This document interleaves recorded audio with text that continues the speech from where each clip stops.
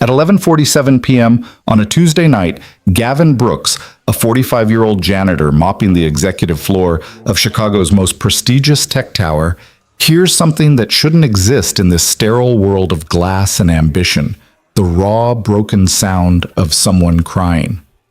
Behind the frosted doors of the corner office sits Vivian Hart, the untouchable CEO worth $3 billion, surrounded by empty whiskey bottles and the ruins of her perfectly controlled life. Company policy says walk away. Common sense says disappear. But Gavin knocks anyway and steps into the loneliest room in the entire building. If you want to see how a janitor's kindness changes a billionaire's life forever, stay until the end. And hit that like button and comment what city you're watching from. I want to see how far this story travels. The fluorescent lights hummed their lonely midnight song as Gavin Brooks pushed his cleaning cart down the 42nd floor of Apex Technologies. His reflection ghosted across floor-to-ceiling windows that framed Chicago's glittering skyline, a view worth millions that he'd seen 1,000 times and still found beautiful. At 45, with silver threading through his dark hair and permanent smile lines around his eyes, Gavin had long ago made peace with his place in the world. He cleaned offices where decisions worth billions were made, and he did it well, with quiet dignity and the kind of thoroughness that came from caring about work most people considered beneath notice. The executive wing was always empty by this hour. The titans of tech, the VPs, the CFOs, the directors with their corner offices and their imported espresso machines, went home to their suburban mansions or downtown penthouses hours ago. That's what made the sound so jarring. Crying, soft at first, almost swallowed by the building's ambient hum, but unmistakable once Gavin stopped moving. Someone was crying in the corner office. The biggest one, the one with Vivian Hart's name on a brushed titanium placard. Gavin's first instinct was to turn around. Vivian Hart didn't cry. Vivian Hart didn't even seem entirely human most days. She was more like a force of nature packaged in designer suits and 3-inch heels, with eyes that could calculate your worth in the time it took you to say good morning. In 2 years of working this floor, Gavin had seen her maybe a dozen times, always moving fast, always talking into a phone, or surrounded by assistants scurrying to keep pace. She'd never once looked at him. Not really looked, the way you look at a person. More like he was furniture that occasionally moved. He should keep walking, mind his own business. The unspoken rule of his profession was invisibility. See everything, acknowledge nothing, and for heaven's sake, don't get involved in the personal disasters of people who could end your employment with a phone call. But the crying continued, ragged and desperate, the kind of sound that came from someone who thought they were completely alone. And Gavin had been raised by a mother who believed that walking past someone's pain when you could help was a sin that had nothing to do with religion and everything to do with being human. He parked his cart and approached the frosted glass doors. Through the translucent barrier, he could make out a silhouette slumped in the chair behind the massive desk. The office beyond was dark except for the city lights filtering through the windows and the blue glow of a computer screen someone had forgotten to turn off. 4 bottles stood on the desk like silent sentries. One had tipped over, creating a small puddle that caught the light. Gavin raised his hand and knocked. 3 polite raps that sounded absurdly formal given the circumstance. The crying stopped instantly, cut off like someone had flipped a switch. For a long moment, there was nothing but silence. Then a voice, raw and wrecked and barely recognizable. Go away. Vivian Hart, unmistakably, but stripped of all the armor, all the CEO polish, all the untouchable superiority. Ms. Hart? Gavin kept his voice gentle, the same tone he used when his daughter Lily woke from nightmares. It's Gavin, from maintenance. I wanted to make sure you're okay. I said go away. Sharper now, trying to find some of that executive authority, failing. That's not a request. I understand. Gavin didn't move. But ma'am, I can't do that. Not when you sound like you're hurting. A bitter laugh echoed from behind the glass. You can't? I'm pretty sure I'm still your boss's boss's boss. I'm pretty sure I can have security escort you out of this building permanently. You probably could, Gavin agreed, but I'm still not leaving until I know you're safe. Another silence, longer this time. Then the lock clicked, and one of the frosted doors swung open. The woman who faced him barely resembled the Vivian Hart he'd glimpsed in passing. Her dark hair, usually swept into a perfect chignon, hung loose and tangled around her shoulders. Her white blouse was unbuttoned at the collar, and mascara had created dark tracks down her cheeks. She held herself upright through what looked like sheer force of will, one hand gripping the doorframe for support. Her eyes, intelligent gray eyes that had stared down investors and crushed competitors, were red-rimmed and unfocused. She was also very clearly drunk. "There," she said, gesturing vaguely at herself. "You've seen I'm safe. Happy? Now leave me alone." "Ma'am, I don't think you should be alone right now." "You don't think?" She laughed again, that same broken sound. "You don't think? That's rich. You know what the problem is with thinking? The more you think, the more you realize how spectacularly you've fucked up everything that matters." Gavin had worked enough years in buildings full of broken people to recognize someone on the edge. "Why don't you sit down? I'll get you some water." "I don't want water, I want—" She trailed off, swaying slightly. "I don't know what I want." "That's the problem, isn't it? 42 years old, $3 billion in the bank, and I have absolutely no idea what I want." She turned and stumbled back into the office. Gavin followed, his maintenance instincts automatically cataloging the mess. The spilled whiskey, the chair knocked askew, the paper scattered across the floor like autumn leaves. On the desk, amid the bottles, sat a framed photograph face down. Vivian sank into her chair and reached for one of the bottles. "Ms. Hart, it's Vivian." She poured 2 fingers of amber liquid into a glass already sticky with previous pours. "If you're going to witness my complete breakdown, you might as well use my first name, equality, and all that." "Vivian." Gavin moved closer, carefully, like approaching a wounded animal. "How much have you had to drink?" "Not nearly enough." She raised the glass to her lips. "Or maybe too much." Gavin reached out and gently took the glass from her hand. Their fingers brushed for a moment, and she looked up at him with an expression of such profound surprise that he realized no one had probably touched her, really touched her, human to human, in a very long time. "I could fire you for that," she said, "but there was no heat in it." "You could." Gavin set the glass on the desk, out of reach. "But first, tell me what happened. What brought you to drinking alone in your office at midnight?" "Nothing happened. That's the point." She laughed, but this time it cracked in the middle, and suddenly she was crying again, tears spilling down her already stained cheeks. "Nothing happened. Nothing ever happens. I woke up this morning in my $7 million penthouse, and I realized I couldn't remember the last time I felt happy. Really happy. Not satisfied with closing a deal or proud of hitting a revenue target. Actually happy." She pressed her palms against her eyes, her shoulders shaking. "I built this company from nothing. 20 years of 80-hour weeks, of sacrificing everything, of being the smartest, the toughest, the most ruthless person in every room. And I got exactly what I wanted. Apex is worth $20 billion.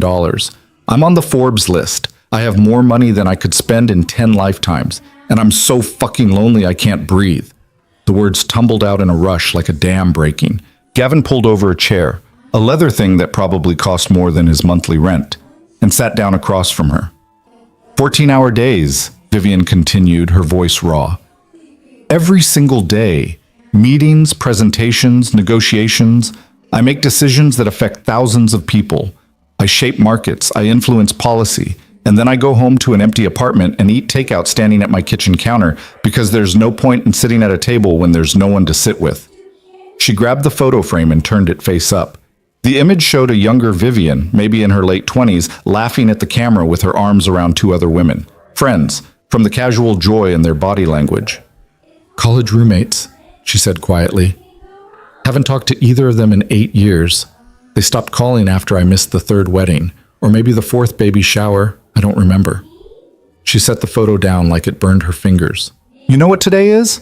My birthday. 42 years old. My assistant sent me flowers for myself and scheduled them for delivery at the office so it would look like I had someone who cared. I approved the expense report 3 days ago." Gavin felt something crack open in his chest. He'd seen a lot of sadness working nights in corporate towers. Executives crying over divorces, junior analysts having panic attacks in bathroom stalls, middle managers drinking themselves numb after layoffs. But this was different. This was someone who had climbed to the very top of the mountain and discovered that the view from the summit was nothing but empty sky. "I'm sorry," he said simply. "That's a terrible way to spend a birthday." Vivian looked at him, really looked at him for the first time. "Why are you being nice to me? You don't know me. For all you know, I'm a horrible person. I might be. I've destroyed competitors.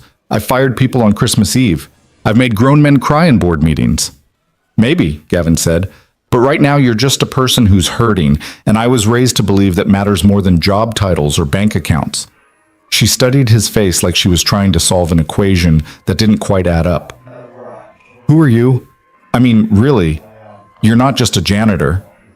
"I am actually, but I'm also a dad. Lily's 12, and I coach Little League on Saturdays, and I make a mean spaghetti carbonara, and I've read every Terry Pratchett novel at least twice." He smiled. "People are usually more than one thing." "Lily," Vivian repeated the name softly. "You have a daughter." "Had a wife too. She died 3 years ago. Cancer." The familiar ache pulsed in his chest, but time had dulled it to something he could carry. "So yeah, I know a little something about loneliness." Vivian's face crumpled. "I'm sorry. God, I'm sitting here crying about my pathetic life when you've actually lost something that matters." "Pain isn't a competition," Gavin said gently, "and what you're feeling matters. You're allowed to hurt even if you're rich. Money doesn't fix everything." "It doesn't fix anything," she whispered. "Not the things that actually matter." They sat in silence for a moment, the city lights painting geometric patterns on the walls. Finally, Gavin stood up. "Okay, here's what's going to happen. I'm going to call you a cab and you're going to go home and sleep this off. Tomorrow morning, you're going to wake up with a hangover and hopefully feel a little less like the world is ending. And then you're going to make some decisions about whether you want to keep living like this." Vivian shook her head. "I can't go home. I told you, it's just an empty box where I sleep sometimes. I can't—" Her voice broke. "I can't go back there tonight." Gavin considered her for a long moment.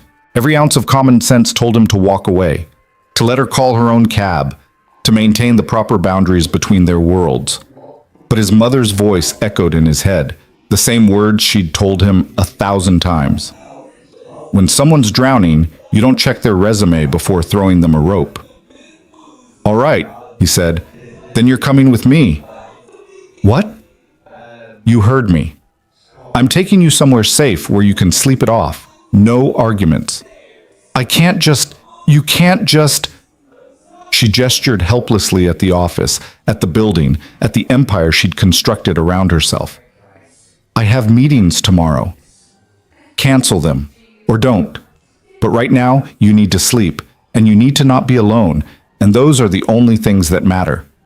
For the first time that night, something like hope flickered across Vivian's face. "Why are you doing this?" "Because someone should." Gavin held out his hand. "Come on, let's get out of here." She stared at his hand like it was the strangest thing she'd ever seen. This simple offer of help with no contract, no negotiation, no hidden clause. Then, slowly, she reached out and took it. Her hand was cold and she gripped his fingers like a lifeline. Getting Vivian out of the building proved easier than Gavin expected. The night security guard, Marcus, barely glanced up from his phone as they passed through the lobby. To him, they were just another executive being helped to a car by maintenance. Happened more often than people like to admit. Gavin had called a cab on their way down, and it was waiting at the curb when they emerged into the cool April night. Vivian shivered despite her expensive blazer. Gavin shrugged off his maintenance jacket and draped it around her shoulders. She looked down at the name patch, Brooks, G, and something about that simple detail made her eyes fill with tears again. "I don't even know your last name," she said. "Brooks. Gavin Brooks." Gavin Brooks." She tested the words. "Thank you, Gavin Brooks." The cab ride took 20 minutes through mostly empty streets. Vivian leaned her head against the window, watching the city slide past, and didn't say a word. Gavin gave the driver his address in Rogers Park, a neighborhood decidedly not on the same financial planet as wherever Vivian lived. and wondered if he was making a colossal mistake. His apartment building was a modest 3-story walk-up that had seen better decades. The hallway smelled like Mrs. Chen's cooking from 2 doors down, and the faint chemical tang of industrial cleaner. Vivian navigated the stairs carefully, her expensive heels clicking on worn linoleum. "This is me," Gavin said, unlocking apartment 2B.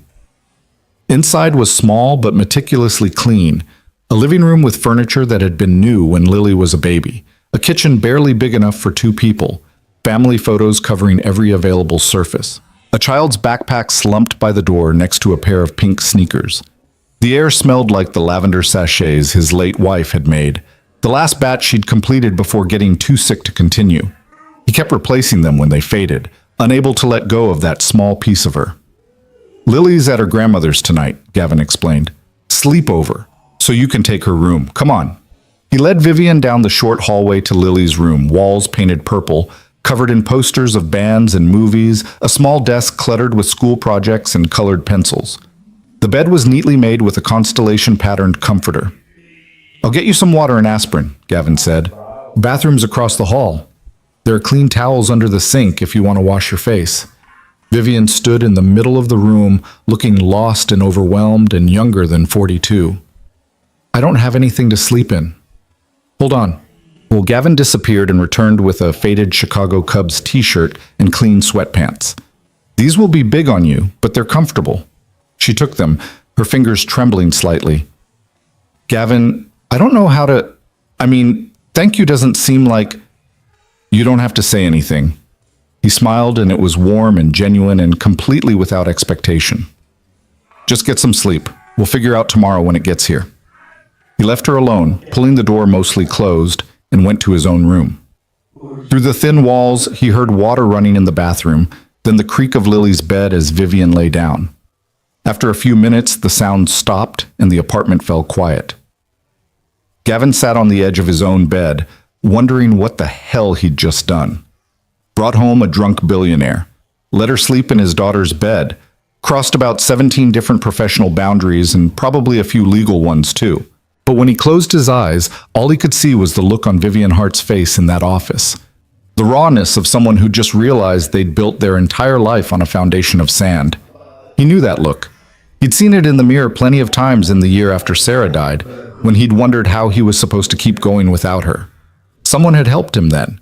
His mother, Sarah's parents, their friends from the neighborhood, people who showed up with casseroles and offers to watch Lily and shoulders to cry on. People who reminded him that he wasn't alone, even when it felt like the world had ended. Maybe Vivian Hart needed someone to show her that too.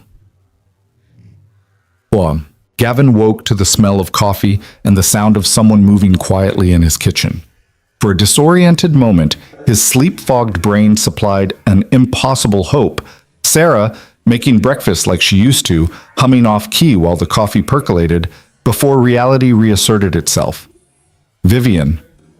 He pulled on jeans and a clean shirt and padded barefoot to the kitchen. She stood at the counter, still wearing his Cubs shirt and sweatpants, her dark hair pulled into a messy ponytail. She'd found the coffee maker and figured out how to work it. 2 mugs sat on the counter, steam rising in the early morning light filtering through the window. She turned when she heard him and winced. "Your daughter has excellent taste in alarm clocks. That thing is merciless." Gavin glanced at the clock on the microwave. 6:47 a.m. Lily has to catch the bus at 7:15 on school days. The alarm's a survival mechanism. Right, school. Vivian wrapped her hands around one of the mugs, not the matching set from their wedding registry, but the chipped one with the cartoon dog that Lily had insisted on buying from a garage sale. "I called my driver. He'll be here in 20 minutes. I should probably get out of your hair." "You don't have to rush." Gavin poured himself coffee and leaned against the counter.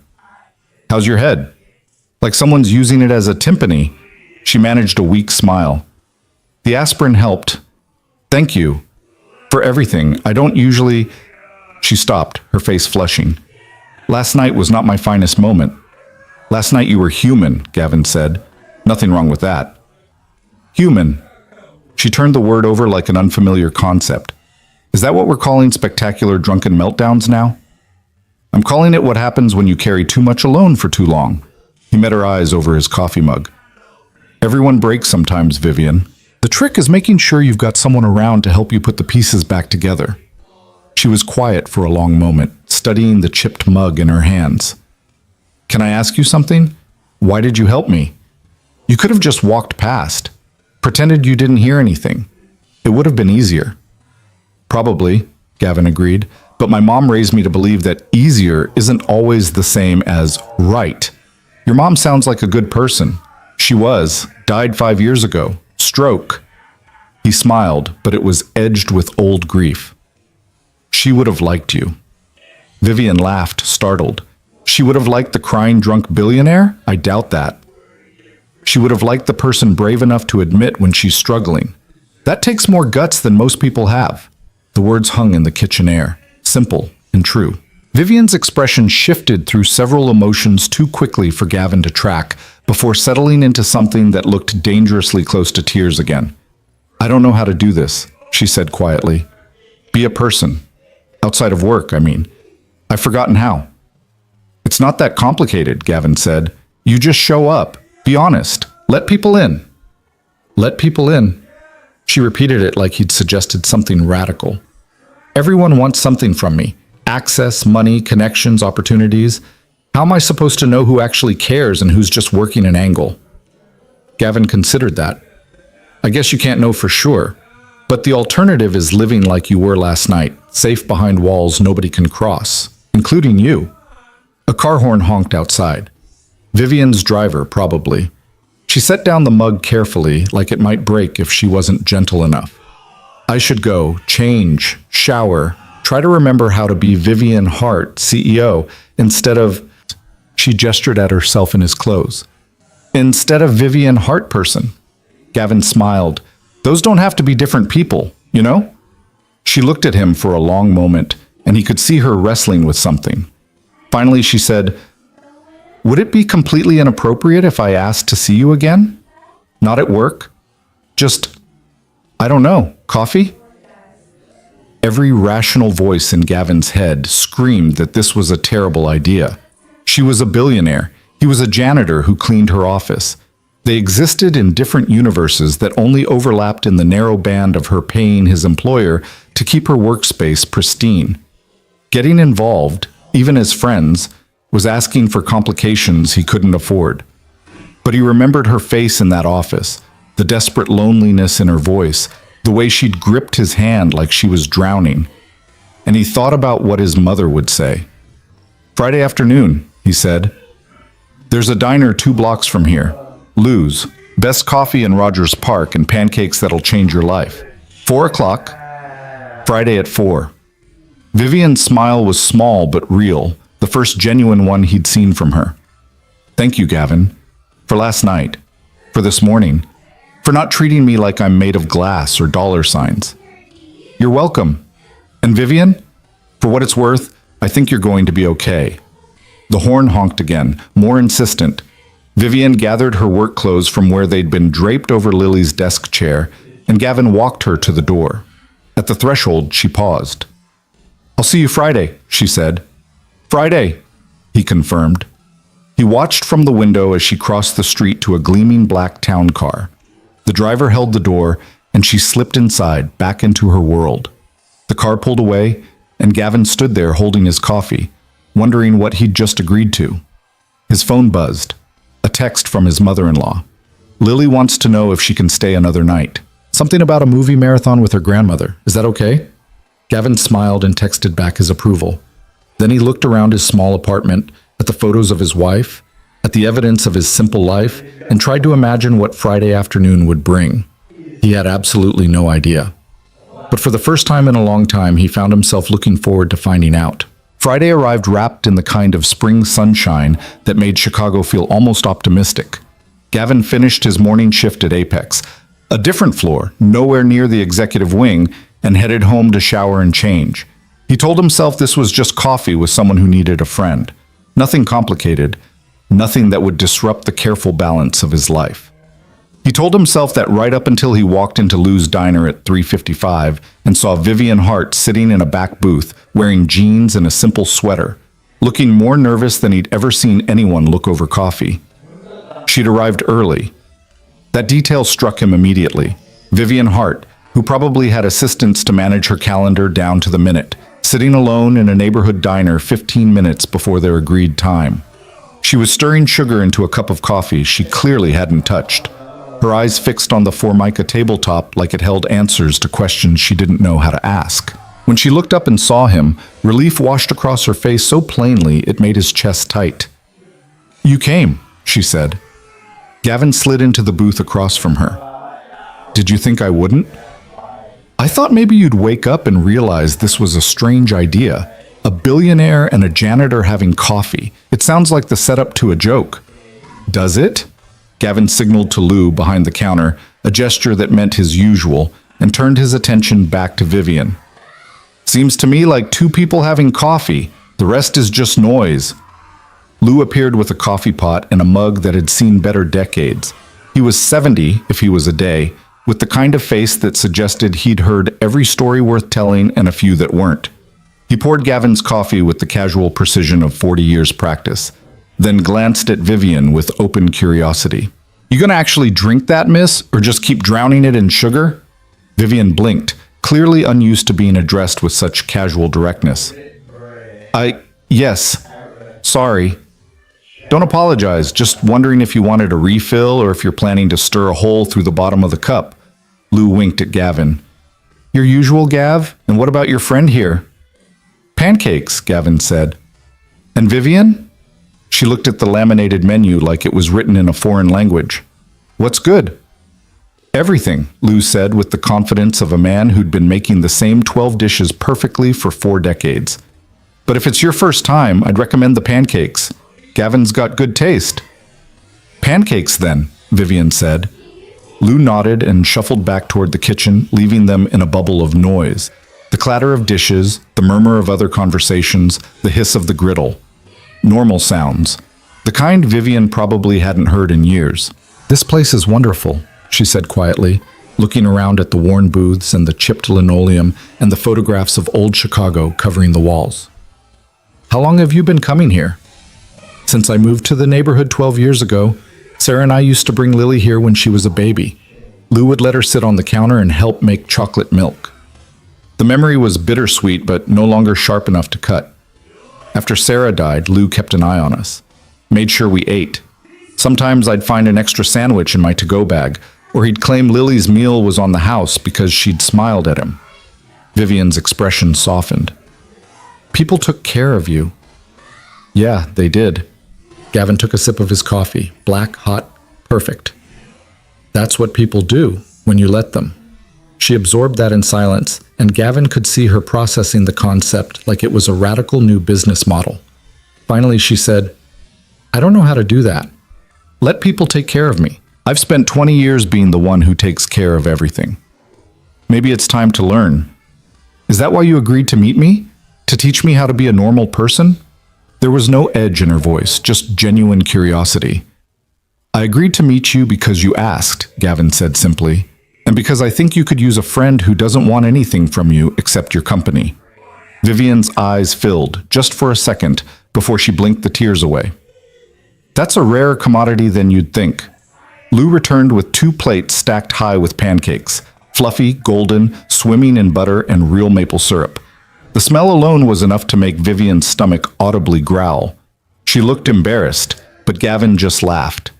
"When's the last time you ate?" he asked. "I had a protein bar in my car this morning." "Maybe." "Yesterday morning? Time gets weird when you're constantly in meetings." "Eat," Gavin said, picking up his fork. "Everything's easier on a full stomach." They ate in companionable silence for a few minutes, and Gavin watched as Vivian took her first bite and her entire face transformed. Wonder, pure and unguarded, like a kid tasting ice cream for the first time. "Oh my God," she said. "These are incredible." "Told you. Lou's a magician with breakfast food." She took another bite, then another, and Gavin realized she was actually hungry. Not just physically, but in some deeper way, starving for something as simple as a good meal in a warm place with no agenda attached. They worked through their pancakes, and gradually Vivian started to relax. Her shoulders dropped. The tension around her eyes eased. She asked about the photos on the walls, and Gavin told her stories about old Chicago, about the neighborhood, about the butcher shop that used to be where the dry cleaner was now. You really love this place, Vivian observed. The neighborhood, I mean, not just the diner. I do. It's home. People know each other here. Look out for each other. He gestured toward the window. Mrs. Chen, 3 doors down from me, watches Lily sometimes when I'm working late. The guy who runs the corner store lets kids come in after school to do homework at the tables in back. It's not fancy, but it's real. Vivian was quiet for a moment, pushing the last piece of pancake around her plate. I live in a building where I don't know my neighbors' names. I've been there 6 years. That sounds lonely. It is. She set down her fork. Gavin, can I ask you something? And will you promise to be honest, even if the answer is no? All right. She took a breath, and he could see her gathering courage. Would you be willing to spend time with me? Not just today. Regularly.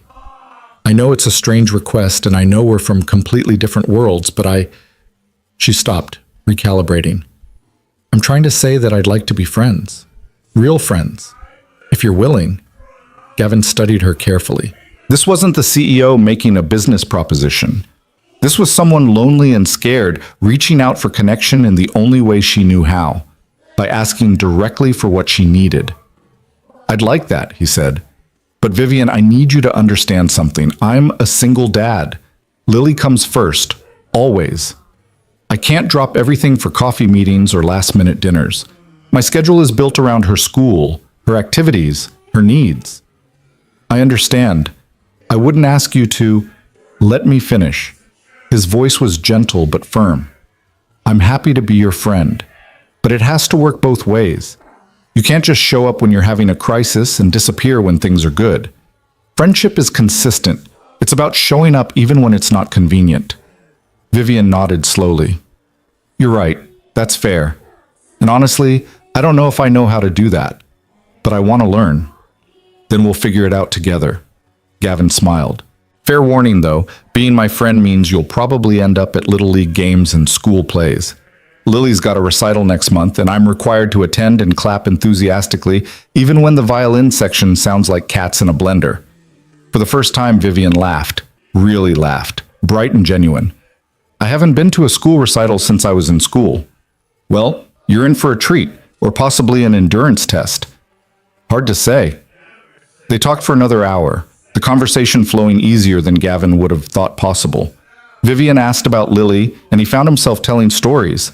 The time she'd decided to give herself a haircut the night before school pictures, the elaborate pulley system she'd engineered to get cookies from the top shelf, the way she'd held his hand at Sarah's funeral and whispered that Mom was probably organizing Heaven's filing systems by now. She sounds amazing, Vivian said softly. She is. Smart as hell and stubborn as a mule. Gets that from her mother. He pulled out his phone and showed Vivian his lock screen, a photo of Lily at her last birthday, covered in frosting and grinning like a maniac. Vivian stared at the image for a long moment. She has your smile. She has Sarah's everything else, thank God. The kid's going to be brilliant. Pride and love saturated every word. She wants to be an engineer, already building things, taking apart appliances I need, leaving circuit boards all over the apartment. An engineer? That's wonderful. Vivian handed back the phone. Does she know? About me, I mean. About that night? No, she was at her grandmother's, remember? And I didn't think it was my story to tell. Relief flickered across Vivian's face. Thank you. I'd rather she not think of me as the drunk lady who crashed in her room. She's not going to think of you at all unless you want her to, Gavin said. This friendship, whatever it looks like, it's separate from Lily, unless you decide otherwise. But even as he said it, he felt the first tremor of complication. Because the truth was, his life and Lily's life were completely intertwined. There was no keeping things separate, not really. Sooner or later, Vivian would have to meet his daughter, or this friendship would exist in a strange, compartmentalized space that wasn't sustainable. Vivian seemed to sense his hesitation. What are you thinking? I'm thinking that I just told you Lily comes first, and then I implied I'd keep you away from her. That's not really fair to either of you. You're protecting her. That's what good parents do. Maybe. Or maybe I'm overthinking this. Gavin signaled Lou for the check. How about we take this slow? See how it goes. If you're still around in a few weeks, we'll talk about introductions. If I'm still around, Vivian repeated. You think I'm going to bail? I think you're going to get busy. Go back to your real life. Realize that slumming it with the janitor was a nice distraction, but not something you actually want long term. The words came out harsher than he intended, and Vivian flinched like he'd slapped her. Is that what you think this is? Her voice was quiet, controlled. A distraction? Me slumming it? Isn't it? Gavin met her eyes. Vivian, look around. Look at where we are. Look at who I am. In 2 weeks, you're going to be back in board meetings and investor calls, and I'm going to be mopping floors and packing Lily's lunches. Our worlds don't overlap. They're overlapping right now. For how long? The question hung between them, sharp and uncomfortable. Lou appeared with the check, took one look at their faces, and set it down without a word before disappearing again. Vivian reached for the check, but Gavin got there first. I've got it, he said. Gavin, I asked you to coffee. I'm buying. He pulled out his wallet, counted bills onto the table. That's how this works. How what works? Friendship, normal friendship, where people take turns paying for coffee and nobody calculates the economic disparity. Vivian sat back, something unreadable in her expression. You're testing me. No, I'm being honest with you. You asked for that, remember? I did. She folded her hands on the table, and for a moment she looked every bit the CEO, composed, analytical, ready to negotiate. Then let me be honest back. You're right that our worlds are different. You're right that I'm probably going to get pulled back into the chaos of running Apex. But you're wrong about why I'm here. Why are you here? Because for the first time in 15 years, I sat across from someone who looked at me and saw a person. Not a net worth, not a business opportunity, not a step on some ladder. Just me. Her voice cracked slightly. And that feeling was so foreign and so precious that I'd be an idiot to walk away from it. Gavin felt something shift in his chest, some wall he'd been maintaining crumbling under the weight of her sincerity. Okay, he said quietly. Okay, I'm sorry. That wasn't fair. It was fair. You're protecting yourself and Lily. I respect that. She stood up, gathering her purse. But Gavin, I need you to know something. I don't have a lot of experience with real friendship. I'm probably going to mess this up. I'm probably going to say the wrong thing or do something tone deaf or accidentally make you feel like I'm treating you like an employee. When I do, please call me on it. Please be honest. Because I want this to work. The raw vulnerability in her voice made Gavin's throat tight. He stood too, and on impulse he held out his hand. Friends, he said. Vivian looked at his hand, then at his face, and smiled, that same small, real smile from his apartment. She took his hand and shook it firmly. Friends, she agreed. They walked out of Lou's together into the late afternoon sunshine. On the sidewalk, Vivian paused. So what happens now? Now you go back to your life, and I go pick up Lily from her grandmother's. And maybe next Friday we do this again. Next Friday, Vivian said. Same time? Same time. She started toward a black town car parked half a block down, then turned back. Gavin? Thank you for giving me a chance. Thank you for asking for one. He watched her drive away, then headed home, his mind spinning. He'd just made friends with a billionaire, a lonely, broken billionaire who seemed genuinely interested in being part of his decidedly unglamorous life. It was either the best decision he'd made in years or the worst, and he had absolutely no idea which. When he picked up Lily from her grandmother's house that evening, she was full of stories about the movie marathon and the popcorn they'd made and how Grandma had let her stay up until midnight. She chattered all the way home, and Gavin let her words wash over him, grateful for the normalcy of it. Dad, Lily said as they climbed the stairs to the apartment, you're being weird. Weird how? Quiet weird. You're usually all, how was your day, pumpkin, and tell me 3 good things, but you're just thinking. Smart kid. Too smart for her own good sometimes. Gavin unlocked the door and let them in. I had an interesting day, he admitted. Made a new friend. Lily dumped her overnight bag by the door and looked at him with open curiosity. What kind of friend? Just a person I met at work, someone who needed help. Oh, she processed that. Like when you helped Mr. Chen move his furniture. Or like when you stayed late to help that lady find her wedding ring in the trash. Something like that. Lily studied him with those sharp 12-year-old eyes that saw way too much. You look happy, though. Like it was a good kind of help. Yeah, Gavin said, ruffling her hair. Yeah, it was. Friday became their ritual. Every week, Gavin and Vivian met at Lou's for pancakes and coffee, and conversation that gradually peeled back layers neither of them had shown anyone in years. Vivian talked about the pressure of running Apex, the constant scrutiny, the way every decision she made affected thousands of people. Gavin talked about Lily, about the challenges of single parenting, about keeping Sarah's memory alive while still moving forward. The third week, Vivian showed up with dark circles under her eyes and hands that trembled around her coffee cup. Bad week? Gavin asked. Hostile takeover attempt. Spent 70 hours in war rooms with lawyers and investment bankers, fighting off a private equity firm that wants to gut Apex and sell the pieces. She laughed, but it was hollow.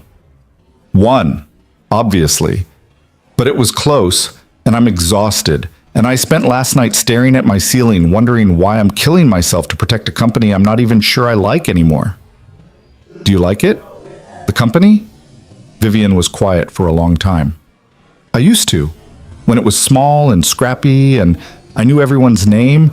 Now it's this massive thing with 10,000 employees and offices in 12 countries, and I'm just trying to keep it from imploding while pretending I have all the answers. You don't have to have all the answers. I'm the CEO. That's literally my job. No, Gavin said gently. Your job is to ask the right questions and trust people to help you find answers. Nobody can do it alone, Vivian, not even billionaire CEOs. She looked at him like he'd said something profound instead of basic common sense. You make it sound simple. It is simple. Not easy, but simple. He pushed his coffee cup aside and leaned forward. Here's what I know about you after 3 weeks. You're brilliant, you're driven, you work harder than anyone I've ever met, and you're so convinced you have to carry everything alone that you've forgotten how to ask for help. That's not strength, Vivian. That's fear. Her face went pale. Fear of what? Fear that if you let people in, they'll see you're not invincible. Fear that if you admit you're struggling, you'll lose the authority you've spent 20 years building. Fear that being human is the same as being weak. Vivian's eyes filled with tears that she blinked back furiously. You don't pull punches, do you? You asked for honesty. I did. She grabbed a napkin and pressed it to her eyes. God, I'm crying in Lou's diner. This is becoming a pattern with you. Better here than alone in your office with a bottle of whiskey.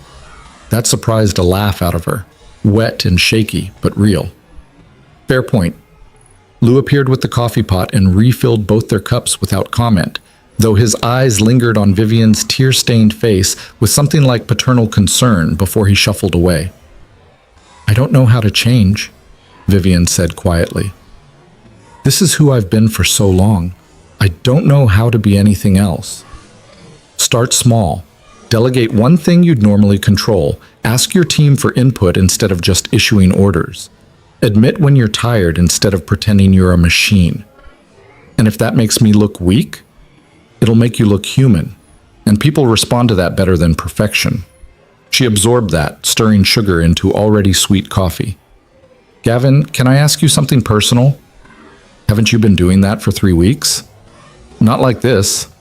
She met his eyes. After Sarah died, how did you keep going? How did you not just collapse? The question hit deeper than he expected. Gavin took a moment, remembering that first terrible year. I didn't have a choice. Lily needed me. She'd lost her mom. She couldn't lose me too, even to grief. So I got up every morning and made breakfast and packed lunches and drove her to school, and some days that was all I could manage. But it was enough. You make it sound easy. It wasn't. Some days I cried in the shower where Lily couldn't hear me. Some nights I sat in Sarah's closet surrounded by her clothes because I couldn't bear to pack them away. But I had people. Sarah's parents, my neighbors, friends who brought food and watched Lily when I needed to break down. They kept me from drowning. You had a support system. Yeah. And you need one too, Vivian. You can't do this alone. She looked down at her hands. I wouldn't know where to start. You already started. You're here, aren't you? Something shifted in her expression then, some decision being made. She reached into her purse and pulled out a checkbook. I want to do something, she said. For you and Lily. A thank you for... Stop right there. Gavin's voice was firm. We're not doing this. Doing what? I just want to help. Let me pay off your car or... No. Gavin, I have more money than I could spend in 10 lifetimes. It would mean nothing to me and everything to you. Exactly. He kept his voice level, but left no room for argument. Vivian, listen to me. This friendship works because we're equals. The moment you start writing checks, you become the billionaire patron and I become the charity case. That's not friendship. That's a transaction. She looked stricken. I didn't mean it like that. I just wanted to help. I know, but that's not help I need or want.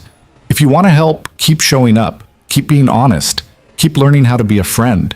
That's worth more than money. Vivian closed the checkbook and put it away, her hands shaking slightly. I'm sorry, you're right. I don't know how else to show people I care. Try words. Try showing up when things are hard. Try asking what someone needs instead of assuming you know. Gavin's voice softened. Money's easy, Vivian. Connection is hard. Don't take the easy way out. She nodded, blinking back fresh tears. This is harder than running a billion-dollar company. Yeah, well, people are complicated. Spreadsheets aren't. That got another laugh out of her, and the tension broke. They finished their coffee and pancakes, and when they parted on the sidewalk, Vivian hugged him, quick and awkward, like she wasn't entirely sure how hugs worked but wanted to try anyway. Thank you, she whispered, for not letting me ruin this.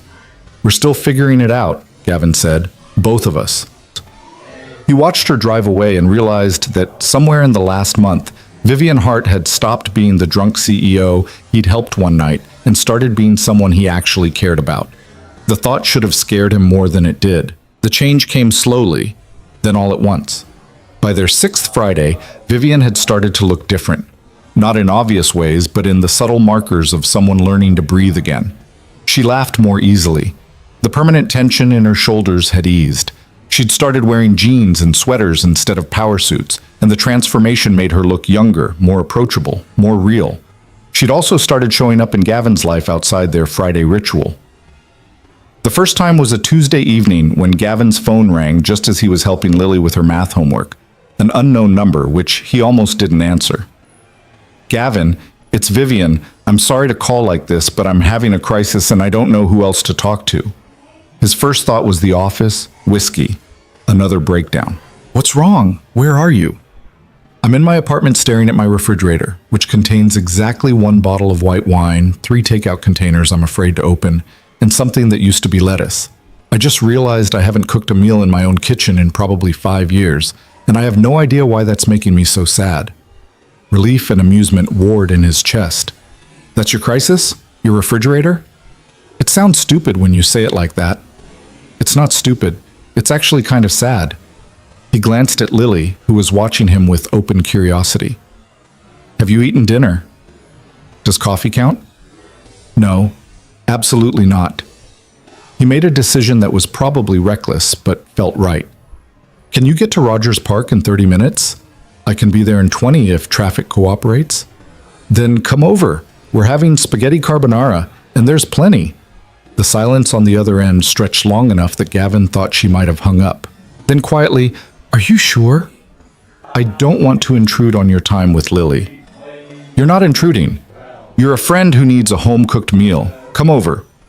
He gave her the address she already had from that first night, then hung up before she could second guess.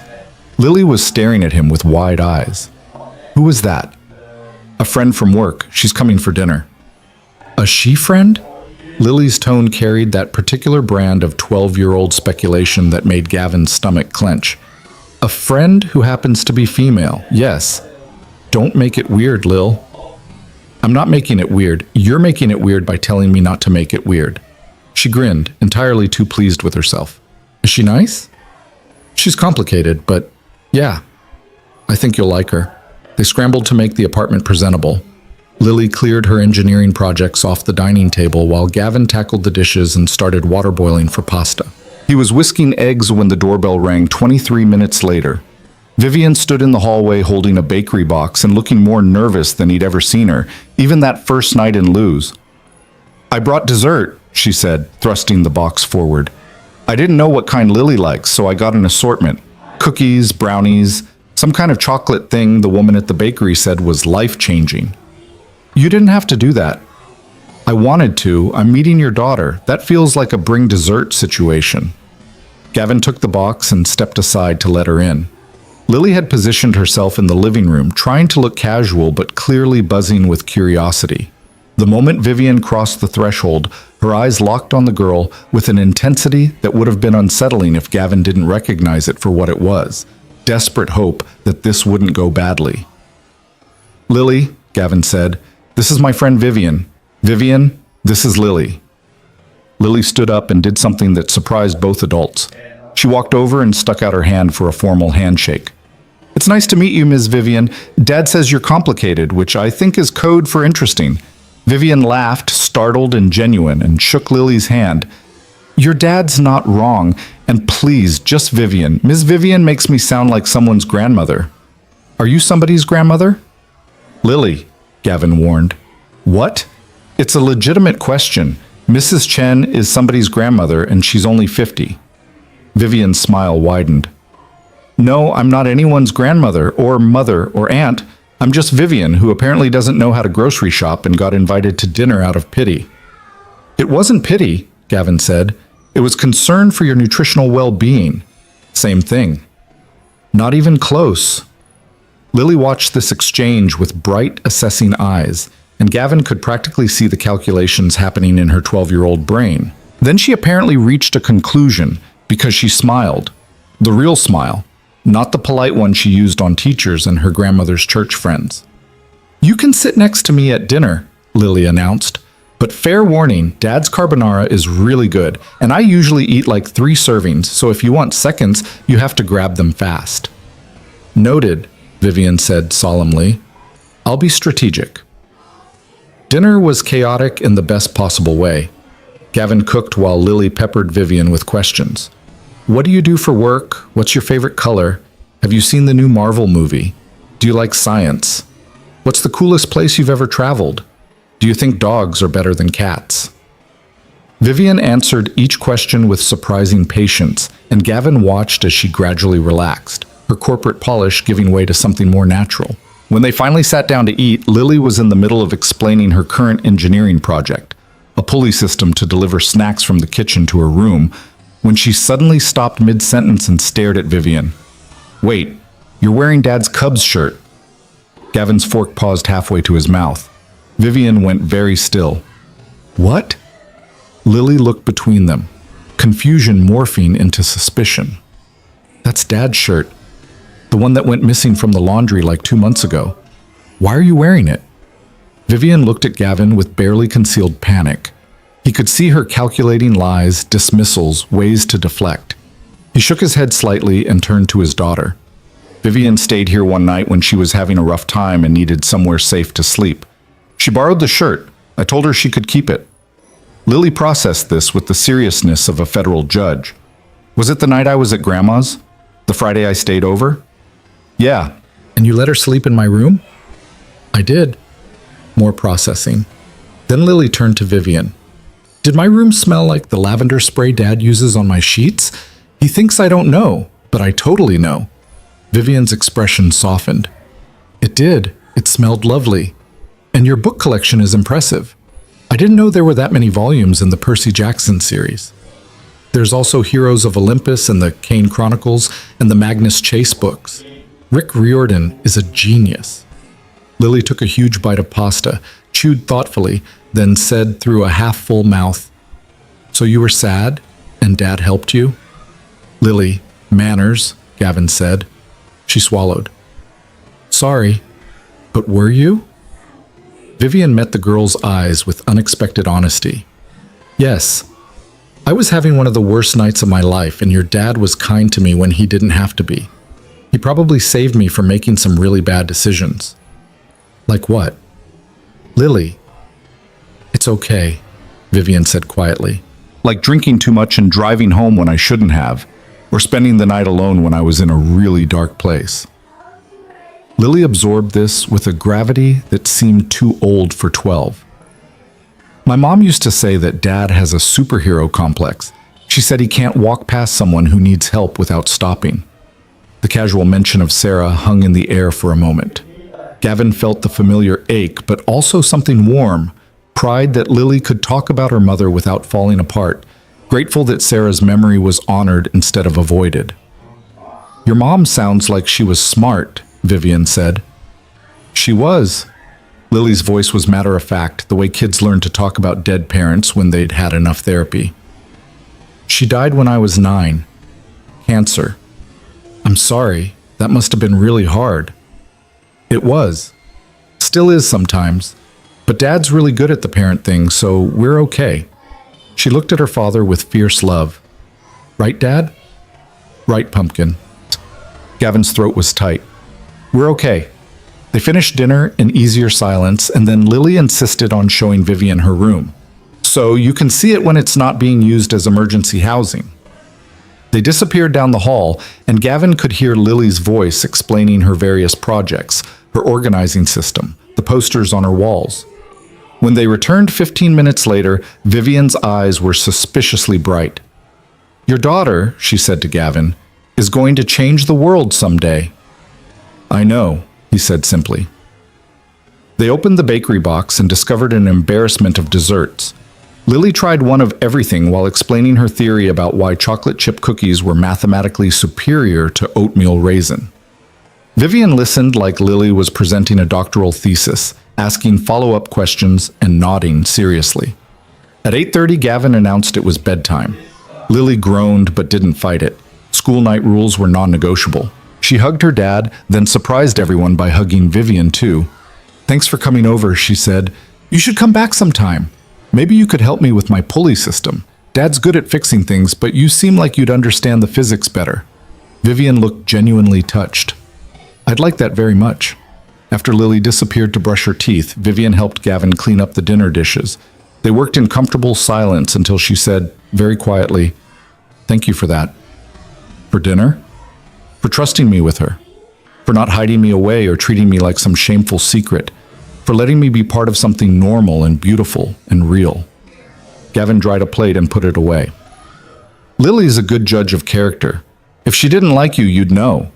The fact that she hugged you means you passed some kind of test I didn't even know she was administering. She's wonderful, Gavin. Truly. You've done an amazing job. We've done an amazing job. Me and Sarah and her grandparents and the whole village it takes. He turned to face her. That thing you said about being alone? That's a choice, Vivian. You don't have to keep making it. She was quiet for a long moment, staring at the dishwater. I'm starting to see that. When Lily was tucked in and the apartment was quiet, Gavin walked Vivian to the door. She lingered on the threshold, her coat in her hands. Can I tell you something? She said. Tonight was one of the best nights I've had in years. Just sitting around a table, eating pasta, listening to a 12-year-old explain cookie mathematics. It was perfect. It was normal, Gavin corrected gently. For you, maybe. For me, it was revelation. She pulled on her coat. Same time Friday? Lose? Actually, I was thinking maybe you could skip Lose this week. Come here instead. Lily's got a school thing Thursday night, science fair presentation. You could come to that if you want, and then we'll do Pizza Friday. Lily's been lobbying for this place that has arcade games. Vivian's face lit up with something close to joy. You want me to come to Lily's science fair? Only if you want to, no pressure. I want to, absolutely. What time? 6:30, but Vivian, fair warning, it's going to be loud and chaotic and full of sticky children and parents with camcorders. It's not glamorous. I don't want glamorous, she said fiercely. I want this. Whatever this is, friendship, family, normal life, I want it. After she left, Gavin stood in his quiet apartment and wondered what he'd just done. Inviting Vivian to Lily's science fair felt like crossing some invisible line, making this friendship into something more permanent, more real, more risky. Dad? Lily's voice came from her bedroom. You still up? He walked down the hall and poked his head in. She was supposed to be asleep, but was clearly wide awake, staring at her ceiling. What's up, Pumpkin? Is Vivian your girlfriend? Gavin's heart did something complicated. No, she's my friend, just my friend. But you like her. I like lots of people. Not like this. Lily rolled over to look at him. You get this look when she's around, like you're happy but also nervous. It's the same look you had in that picture with Mom at your wedding, Grandma showed me. The observation was so astute it physically hurt. Lily, I'm not mad, Dad. I'm just saying I see it. She picked at her comforter. Would it be okay if you liked someone that way again? Is it okay with you? Gavin sat on the edge of her bed. Because you're the most important person in my life, and I would never do anything that hurt you. Lily thought about it seriously. I think Mom would want you to be happy, and I think Vivian's sad like you were sad after Mom died. Maybe you could help each other not be so sad anymore. The wisdom of children never failed to destroy him.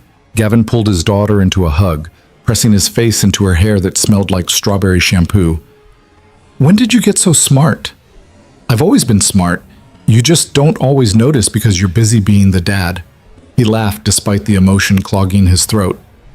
Fair point. Now go to sleep. School tomorrow. Will you tell me if Vivian becomes more than a friend? I don't want to be surprised. I promise.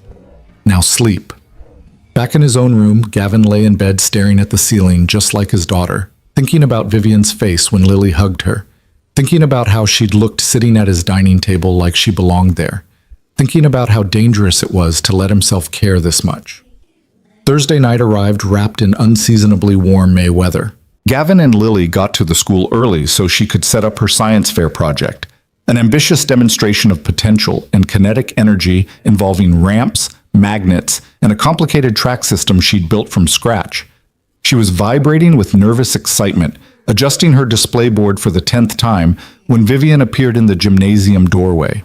She dressed down, slacks and a simple blouse, but she still drew stares from other parents who seemed to sense she didn't quite belong in this world of bake sales and PTA meetings. She spotted them and waved, weaving through the displays toward Lily's station. You made it, Lily said, her face splitting into a grin. I wouldn't miss it. Vivian surveyed the project with genuine interest. This is impressive, Lily. Explain how it works. For the next 20 minutes, Lily walked Vivian through every detail of her project. The physics behind her design, the challenges she'd encountered, the modifications she'd made. Vivian asked questions that demonstrated she actually understood engineering principles, and Lily glowed under the attention. Other parents started arriving, filling the gym with noise and chaos. Gavin stood back and watched Vivian interact with his daughter, and something in his chest expanded painfully. This woman who ran a billion-dollar company was crouched next to a 12-year-old science fair project, discussing coefficient of friction with the same intensity she probably brought to board meetings. When the judges came around, Vivian stepped back to stand beside Gavin. She's brilliant, Vivian murmured. The design is actually more sophisticated than some prototypes I've seen from college interns. She gets it from her mother. Sarah was the engineer. I just clean things. You do a lot more than clean things, Gavin. Vivian's voice was soft. You raised that incredible girl. They watched Lily present to the judges, her confidence growing with each question she fielded. When the judges moved on, she looked back at Gavin and Vivian, and her entire face said, "Please tell me I did okay." Gavin gave her a double thumbs up. Vivian mouthed, "Perfect."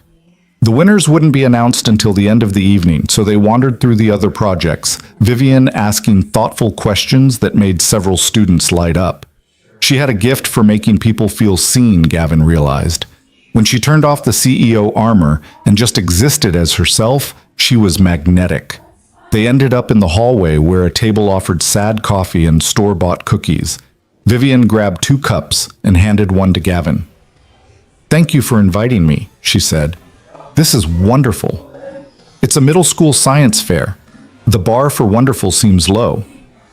The bar for wonderful is human connection and watching people you care about succeed. By that metric, this is perfect.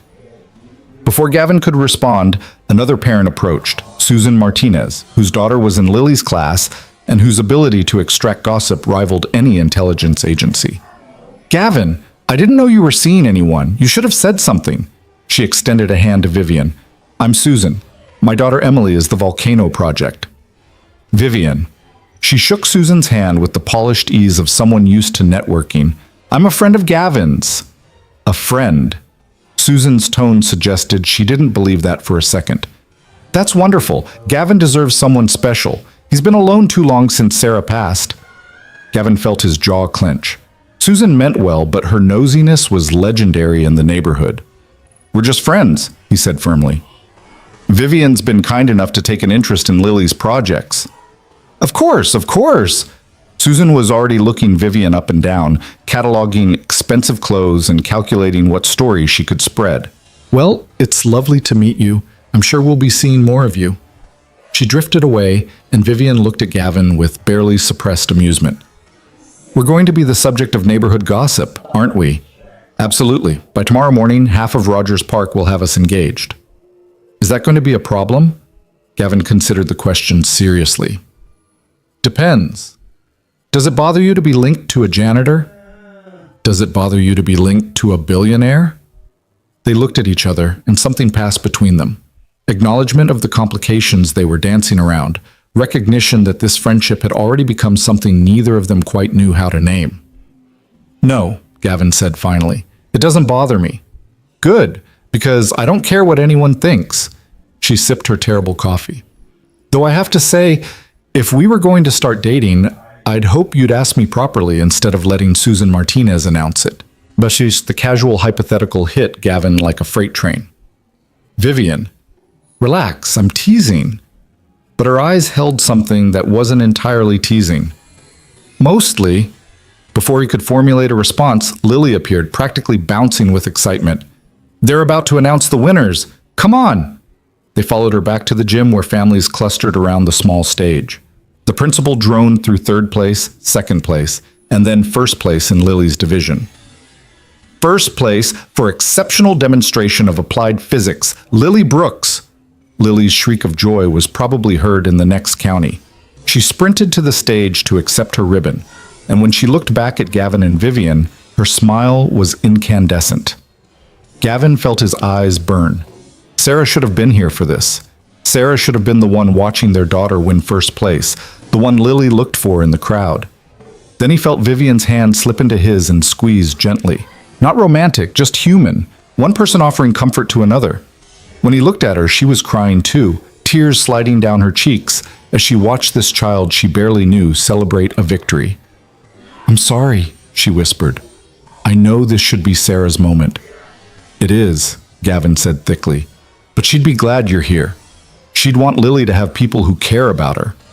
They stood there holding hands in a crowded middle school gymnasium, and Gavin realized that something fundamental had shifted. Vivian wasn't just his friend anymore.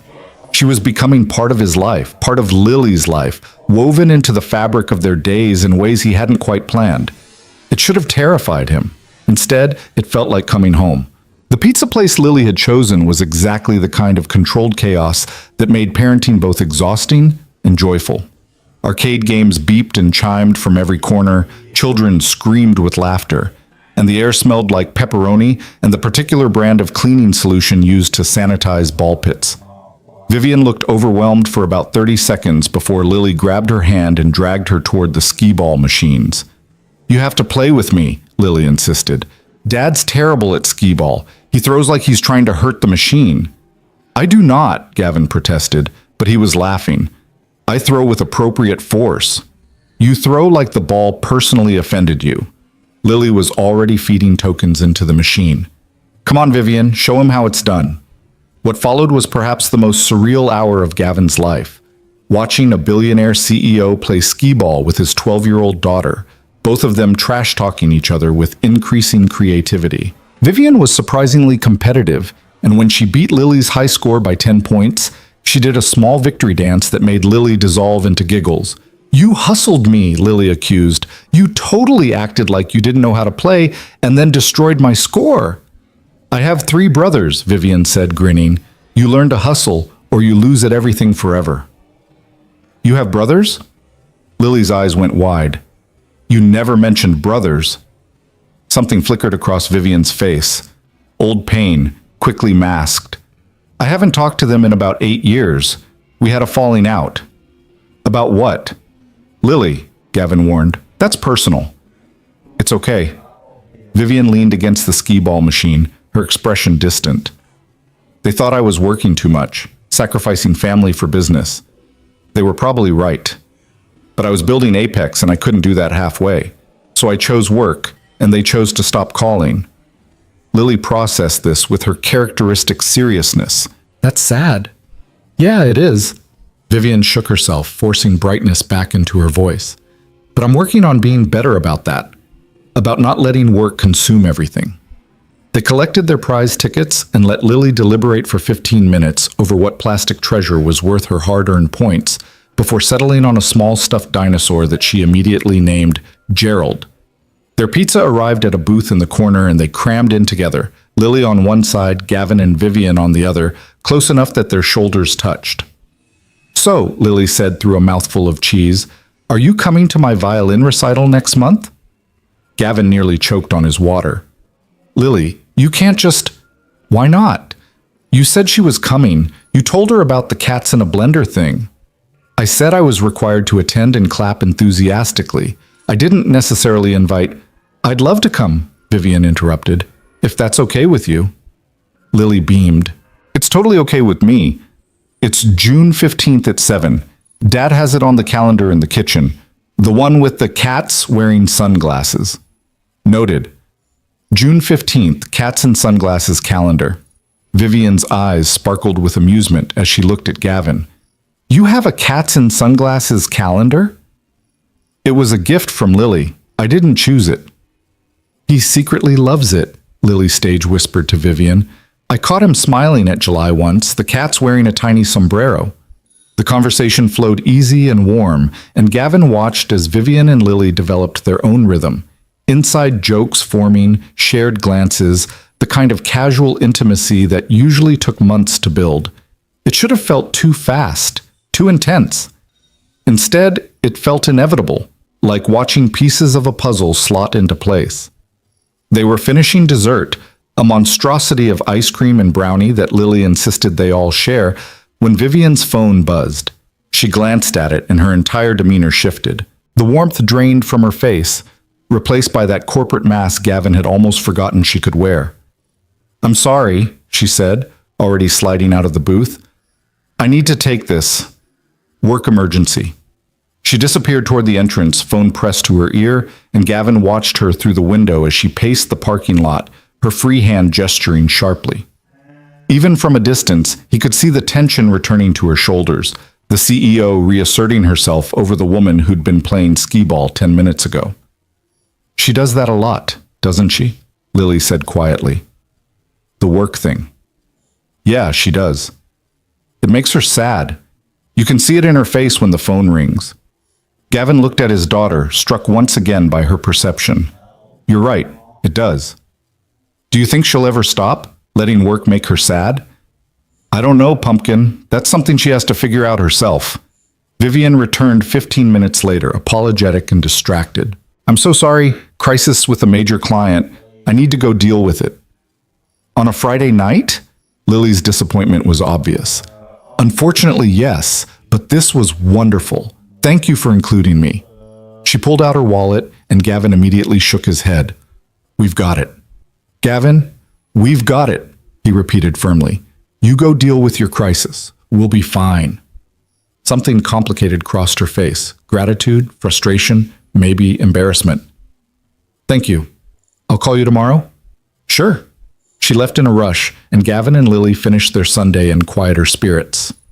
On the drive home, Lily was uncharacteristically silent, staring out the window at the passing streetlights. What are you thinking about? Gavin asked. I like her, Lily said. Vivian, she's weird and she doesn't know how to relax and she checks her phone too much, but I like her. Me too. But Dad, I don't think she knows how to be happy. Not really happy.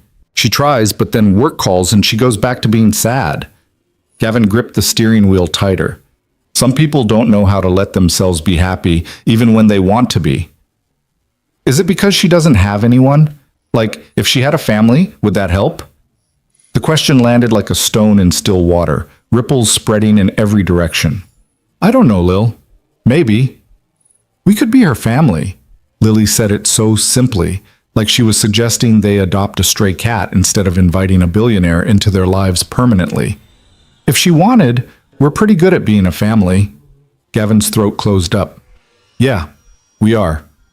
Saturday morning arrived with rain drumming against the windows and Gavin's phone ringing at 7:30. Vivian's name on the screen made his stomach clench. Too early for good news. Hey, he answered. Everything okay? No. Her voice was flat, exhausted. The client deal fell through. 3 months of work, completely collapsed. My VP is talking about layoffs. The board is scheduling an emergency meeting Monday, and I've been up all night trying to figure out how to salvage this, and She broke off, and he heard her take a shaky breath. I'm sorry. I shouldn't dump this on you. Where are you? My office. Have you eaten anything since last night? Silence. Then, I don't remember. I'm coming to get you. Gavin, you don't need to. I'm coming to get you, he repeated. You shouldn't be alone right now. He hung up before she could argue, then poked his head into Lily's room. She was sprawled across her bed reading Gerald the Dinosaur tucked under one arm. Hey, Pumpkin, Vivian's having a rough day. I'm going to go pick her up, bring her back here. That okay? Lily looked up from her book. Is she sad again? Yeah, really sad. Then definitely bring her here. I'll make hot chocolate. Mom always said hot chocolate fixes sad better than anything. An hour later, Gavin arrived at the Apex building to find Vivian waiting in the lobby, looking like she'd aged 10 years overnight. Her hair was disheveled, her clothes wrinkled, and the dark circles under her eyes suggested she'd been telling the truth about not sleeping. She climbed into his beat-up Honda Civic without a word, and they drove through rain-slicked streets in silence. When they pulled up in front of his building, she finally spoke. I don't know why I keep doing this. Doing what? Building things that fall apart, caring about things that don't care back, working myself to death for a company that would replace me in a heartbeat if I dropped dead tomorrow. Her voice cracked. I missed your daughter's celebration dinner to deal with a client who ultimately didn't give a damn about our relationship. What's wrong with me? Nothing's wrong with you. You're just tired and scared, and you've been carrying too much alone for too long. I ruined last night. You didn't ruin anything. You had a work emergency. It happens. It always happens, Gavin. That's the problem. Work always happens, and I always choose it, and I always end up alone. He turned off the engine and shifted to face her. Then maybe it's time to start making different choices. I don't know how. Then let us show you. They trudged upstairs to find Lily had transformed the living room into what she called a comfort station. Blankets piled on the couch, hot chocolate waiting in mismatched mugs, and a stack of movies she'd pulled from their collection. When Vivian saw the setup, her face crumpled. You did this for me? Mom always said sad people need soft things and chocolate, Lily explained, so I got you both. Vivian crossed the room and pulled Lily into a hug that looked like it was holding her together. Thank you. This is the kindest thing anyone's done for me in a very long time. They spent the day on the couch, the three of them, working through Lily's movie selection and consuming alarming amounts of hot chocolate. Vivian gradually unwound, her corporate armor falling away piece by piece until she was just a tired woman in borrowed sweatpants, curled under a blanket with a stuffed dinosaur in her lap that Lily had insisted she needed. Somewhere around movie 3, Lily fell asleep sprawled across both adults, her head on Gavin's shoulder and her feet in Vivian's lap. They didn't move, didn't want to disturb her. The rain continued its steady percussion against the windows, creating a cocoon of sound that made the outside world feel very far away. Gavin, Vivian whispered, can I ask you something? Sure. How do you know what matters? I mean, really matters. I thought building Apex mattered. I thought market share and revenue growth and beating competitors mattered. But sitting here with you and Lily, I realize I've been chasing things that don't actually fill the hole. He thought about it carefully. When Sarah was dying, she made me promise something. She said, when you're not sure what to do, ask yourself if it makes you feel more human or less. If it makes you less human, it's not worth it. More human, Vivian repeated softly. Work makes me feel less human, like I'm a machine that processes decisions and emails. But this, being here with you two, this makes me feel human again. Then you have your answer. She was quiet for a long moment, absently stroking Lily's feet. I think I need to make some changes. Big changes. The kind that are going to terrify everyone who depends on me staying exactly as I am. What kind of changes? I don't know yet, but I can't keep living like this, Gavin. I can't keep choosing work over everything that actually matters. I can't keep being so lonely it makes me physically sick. Then don't. Then it's not that simple. I have responsibilities, thousands of employees, shareholders, commitments, and you, Gavin interrupted gently. You have a responsibility to yourself too, to your own happiness, your own well-being. Sarah taught me that the hard way. She spent so much time taking care of everyone else that she ignored symptoms until the cancer was stage 4. She made me promise I wouldn't make the same mistake, wouldn't sacrifice my own life taking care of everyone else's. Vivian's eyes filled with tears. I'm doing exactly that, aren't I? Sacrificing my life for a company? Yeah, you are. She let the tears fall this time, silent and steady. Gavin reached over Lily's sleeping form and took Vivian's hand. They sat like that for a long time, connected by grief and understanding, and the weight of a 12-year-old who somehow fit perfectly between them. When Lily finally stirred awake, they ordered Chinese food and played board games until Vivian was laughing again. Real laughter, not the polished version she probably used in boardrooms. At 9 o'clock, Gavin called her a car, and they all walked downstairs to see her off. Thank you, Vivian said, hugging Lily first, then Gavin. When she pulled back, she looked at him with something intense and vulnerable in her eyes. You're saving my life, you know that, right? You and Lily, you're literally saving my life. You're saving your own life, Gavin corrected. We're just showing you it's worth saving. The car pulled away, and Gavin and Lily stood on the sidewalk watching the taillights disappear into the rainy Chicago night. She's going to be okay, Lily announced with the certainty of the very young. Because she has us now. Gavin hoped she was right. The following Thursday, Gavin was cleaning the executive wing when he saw the light on in Vivian's office. It was past midnight, later than even she usually worked. He debated walking past, minding his own business, maintaining boundaries. Then he thought about the look on her face Saturday when she'd talked about feeling less human, and he knocked. Come in. Vivian sat behind her massive desk, surrounded by papers, and looking like she'd been there for days. But when she saw him, her face brightened.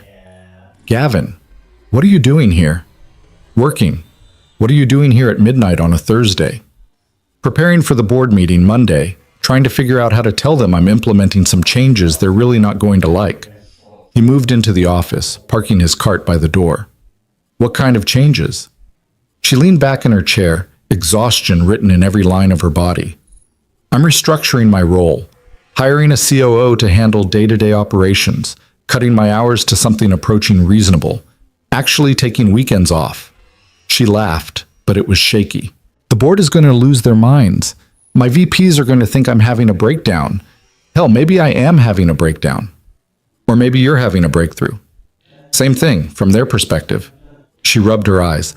But I can't keep doing this. I can't keep missing the things that matter because I'm chained to a job that's consuming me. I don't want to look up in 10 years and realize I'm still sitting in this office alone, wondering where my life went. Gavin pulled over the same expensive chair he'd used that first night. That's brave. It's terrifying. Those are usually the same thing. She smiled at that, tired but genuine. Stay for a minute, please. I could use the company. So he stayed and they talked for an hour. About her plans for restructuring, about the resistance she was facing, about her fear that stepping back meant admitting failure.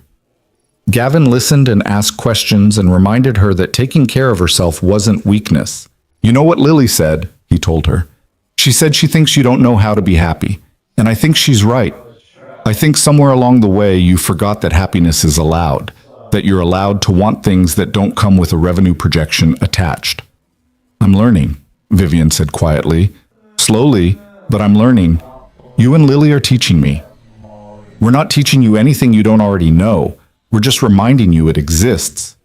When he finally stood to leave, Vivian walked him to the door.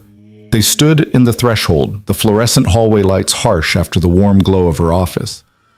Gavin, she said, thank you for checking on me, for caring enough to knock. That's what friends do. Is that what we are? Friends?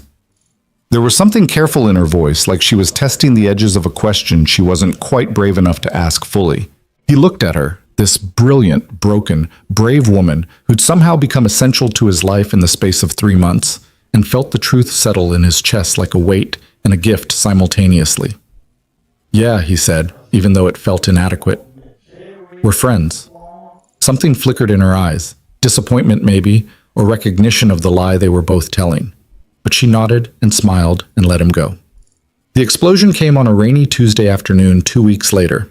Lily burst into the apartment holding a manila envelope, her face a complicated mixture of confusion, hurt, and anger that Gavin had never seen before. She threw the envelope on the kitchen table hard enough that it skidded across the surface and hit the wall. Lily, what? When were you going to tell me? Her voice shook. When were you planning to mention that someone's been paying my school tuition for the last 3 years? Gavin's stomach dropped through the floor. What are you talking about? This. She grabbed the envelope and pulled out official-looking documents. The school office gave me the wrong packet for the field trip. It had payment records in it, 3 years of payments, every semester, and you know whose name is on every single one? Her eyes blazed. Vivian Hart. The world tilted sideways. Gavin took the papers with numb fingers, scanning line after line of payment confirmations. Dates going back to when Lily was 9, long before Gavin had ever heard Vivian's name. Amounts that represented thousands upon thousands of dollars. I don't understand, he said, but even as the words left his mouth, pieces were clicking into place.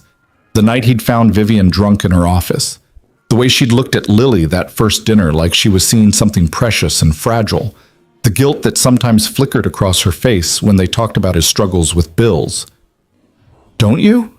Lily's voice cracked. She's been paying my tuition, Dad, for 3 years. All those times you stressed about money, all those times you worked double shifts to make ends meet, and she was just, what? Paying for stuff without telling us? Lily, I didn't know. I swear I didn't know. How could you not know? How could you not notice that you weren't paying tuition? The school has a scholarship program. They told me you qualified. I thought... He felt sick. I thought it was based on merit and need. I thought we'd earned it. But we didn't earn it. She just decided to pay for me, like I'm some charity case. Tears spilled down Lily's cheeks, like we're poor people she felt sorry for. That's not... isn't it? Lily's voice rose. She's a billionaire, Dad. She probably doesn't even notice the money, but we do. You worked yourself to exhaustion thinking you were providing for me, and the whole time it was her. It was always her. The betrayal in his daughter's voice cut deeper than any knife. Gavin grabbed his phone with shaking hands and called Vivian. It rang 4 times before going to voicemail. We need to talk, he said, his voice tight. Now. Come to the apartment as soon as you get this. He tried 3 more times over the next hour. No answer. Lily had locked herself in a room, and Gavin could hear her crying through the door, angry, hurt sobs that made him want to put his fist through a wall. Finally, at 6:30, there was a knock at the door. Vivian stood in the hallway, her face pale, already knowing. Gavin, I can explain. Inside. He stepped back and she entered like she was walking to her own execution. They stood in the living room, the same space where they'd watched movies and played board games and built something that felt like family. Now it felt contaminated, poisoned by this revelation. How long have you known? Vivian's voice was barely above a whisper. About an hour. Lily found payment records. 3 years, Vivian. 3 goddamn years you've been paying her tuition without saying a word. I was going to tell you. When? When were you planning to mention that our entire friendship is built on a lie? It's not a lie. I care about you, about Lily. The payments have nothing to do with... Don't. Gavin's voice was sharp enough to make her flinch. Don't you dare tell me this has nothing to do with our relationship. You've been secretly funding my daughter's education while I busted my ass working double shifts, thinking I was providing for her. Do you have any idea what that feels like? Do you have any concept of how humiliating this is? Vivian's eyes filled with tears. I was trying to help. You were struggling, and I had the means. And it seemed like such a simple thing. It's not simple. It's patronizing. It's insulting. It makes every conversation we've had about money, about work, about my life, into a farce where you're the generous patron and I'm the charity case who doesn't even know he's being helped. That's not how I see you, isn't it? The words exploded out of him, months of unacknowledged tension finding release. You're the billionaire CEO who swoops in and saves the poor janitor and his daughter. You throw money at our problems while pretending to be our friend. What was this, Vivian? Guilt? Pity? Some kind of social experiment to see how the other half lives? Stop it, her voice broke. Stop saying that. You know that's not true. Do I? Because from where I'm standing, this whole thing looks like you trying to buy yourself a family. The words hit her like a physical blow. She actually staggered back, her hand going to her chest. Dad? Lily's voice came from the hallway. She'd emerged from her room, her face blotchy from crying. Is she really here? Vivian turned toward her, desperate. Lily, please let me explain. You lied to us. Lily's voice was small and broken. You pretended to be our friend, but you were buying us. Like we're something you can own. No, sweetheart, that's not... Don't call me sweetheart. You don't get to do that. Tears streamed down Lily's face. I thought you liked me. I thought we were friends for real. But you just felt sorry for me because my mom died and my dad's a janitor and we're poor. I do like you. I like you so much. You and your dad are the most important. Then why didn't you tell us? Lily's voice rose to a shout. Why didn't you just tell us the truth? Vivian's face crumpled. Because I was afraid of this. I was afraid you'd look at me exactly the way you're looking at me right now. So you lied instead. I didn't mean to lie. At first it was just... I saw you in the office that first night, Gavin. You were so proud, so determined to take care of Lily on your own. And I checked, and I saw the school tuition bills that were crushing you. And I thought if I could just help quietly, without you knowing, you could breathe easier. I didn't want gratitude or recognition. I just wanted to help. And then? Gavin's voice was ice. Then you met me. Then you became part of our lives. And you still didn't say anything. I was going to.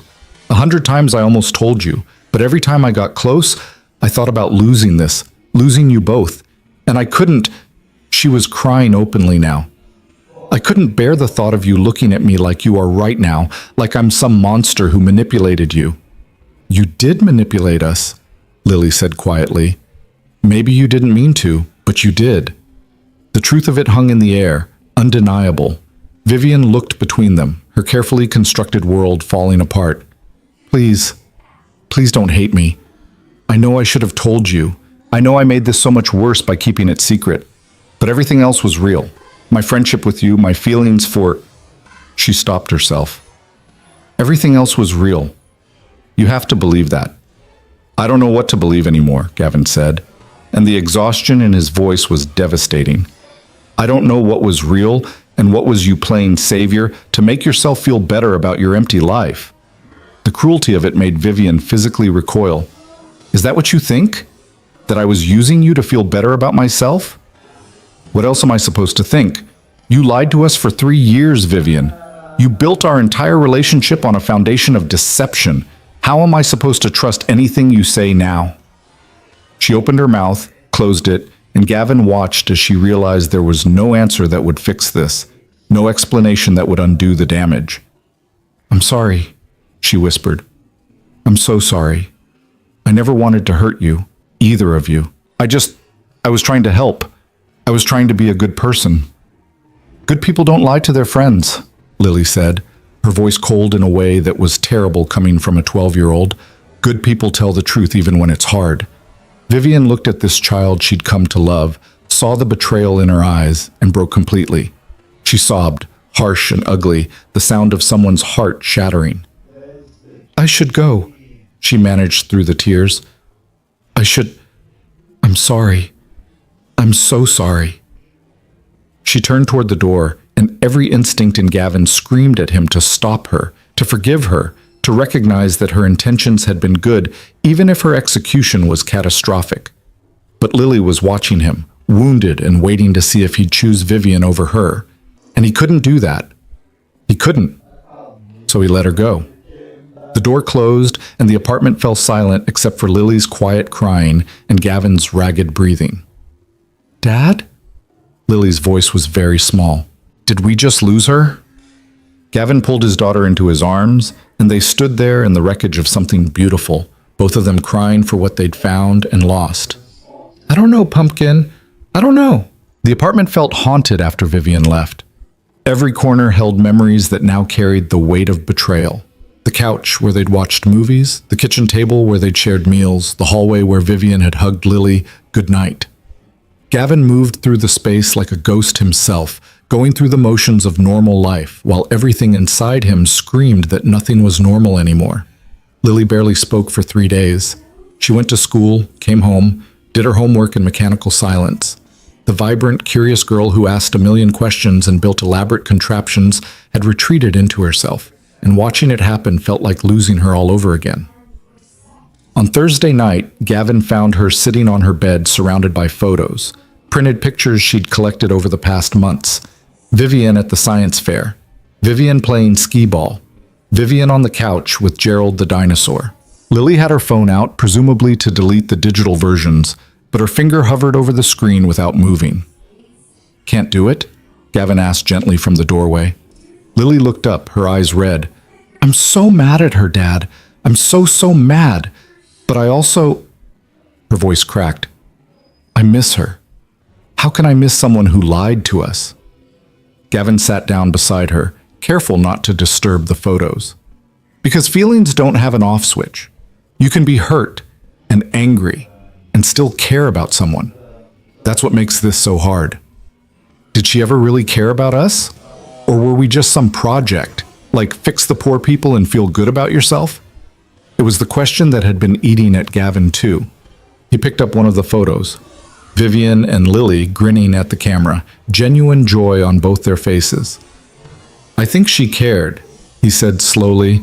"I think she cared so much it terrified her, and that's why she didn't tell us.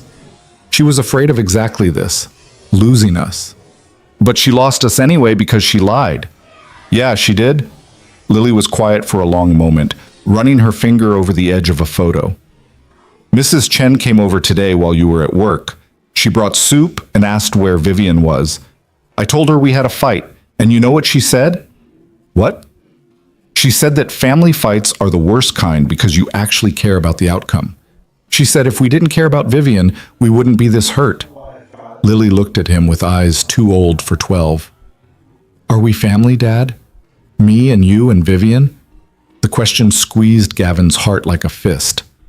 "I don't know what we are anymore, Lil." "I think we were," she whispered.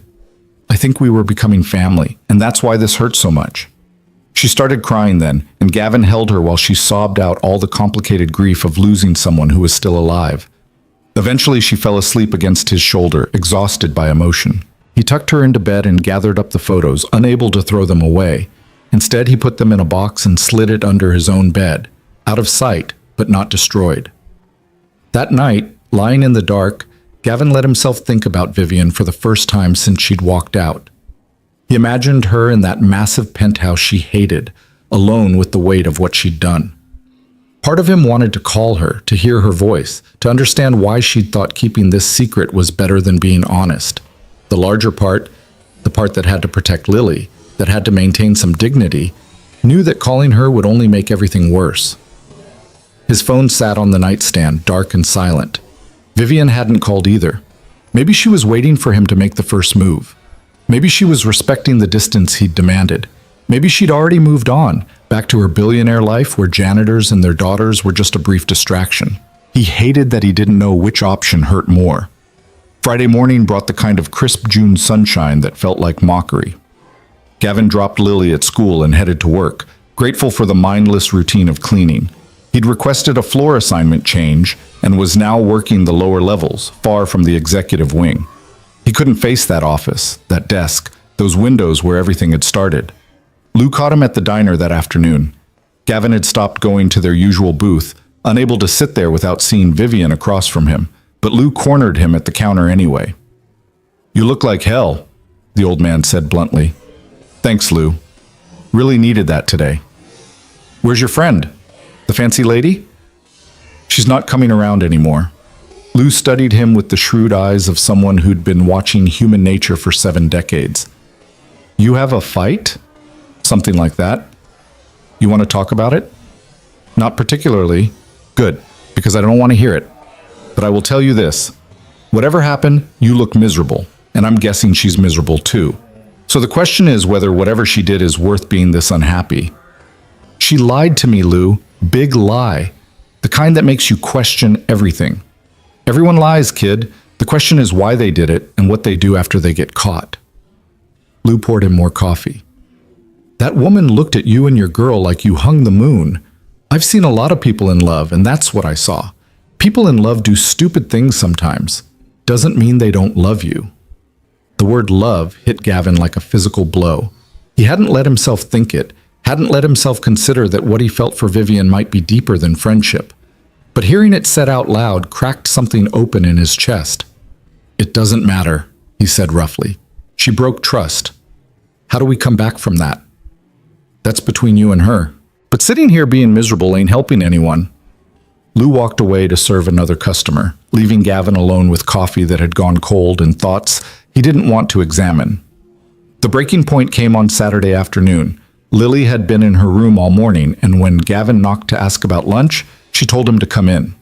She was sitting on her bed again, but this time she wasn't crying. She looked resolved, like she'd made a decision. "Dad, we need to talk." "Okay." He sat in her desk chair, giving her space. "What's on your mind?" "I've been thinking about what Mrs. Chen said, about family fights being the worst because you care, and I've been thinking about Vivian and why she paid my tuition." Lily took a deep breath. "I looked it up, the dates of the payments. The first one was 3 years ago, right after Mom died." Gavin felt his stomach clench. "Lily, let me finish. The first payment was dated 2 weeks after Mom's funeral. You were working 3 jobs trying to keep up with everything.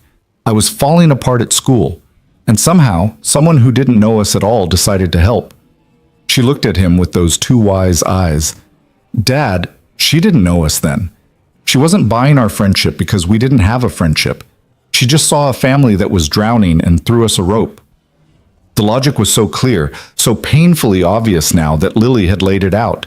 Gavin had been so focused on the betrayal, on the lie, that he hadn't stopped to consider the timeline or the motivation. "She helped us when we were strangers," Lily continued.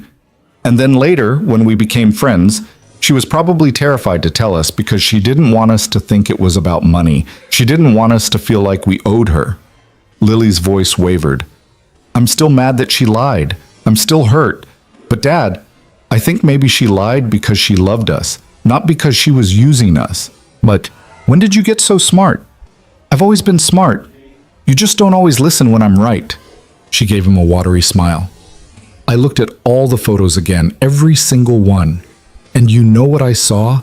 I saw someone who was happy, really, genuinely happy. Vivian's never happy in pictures from before. I Googled her.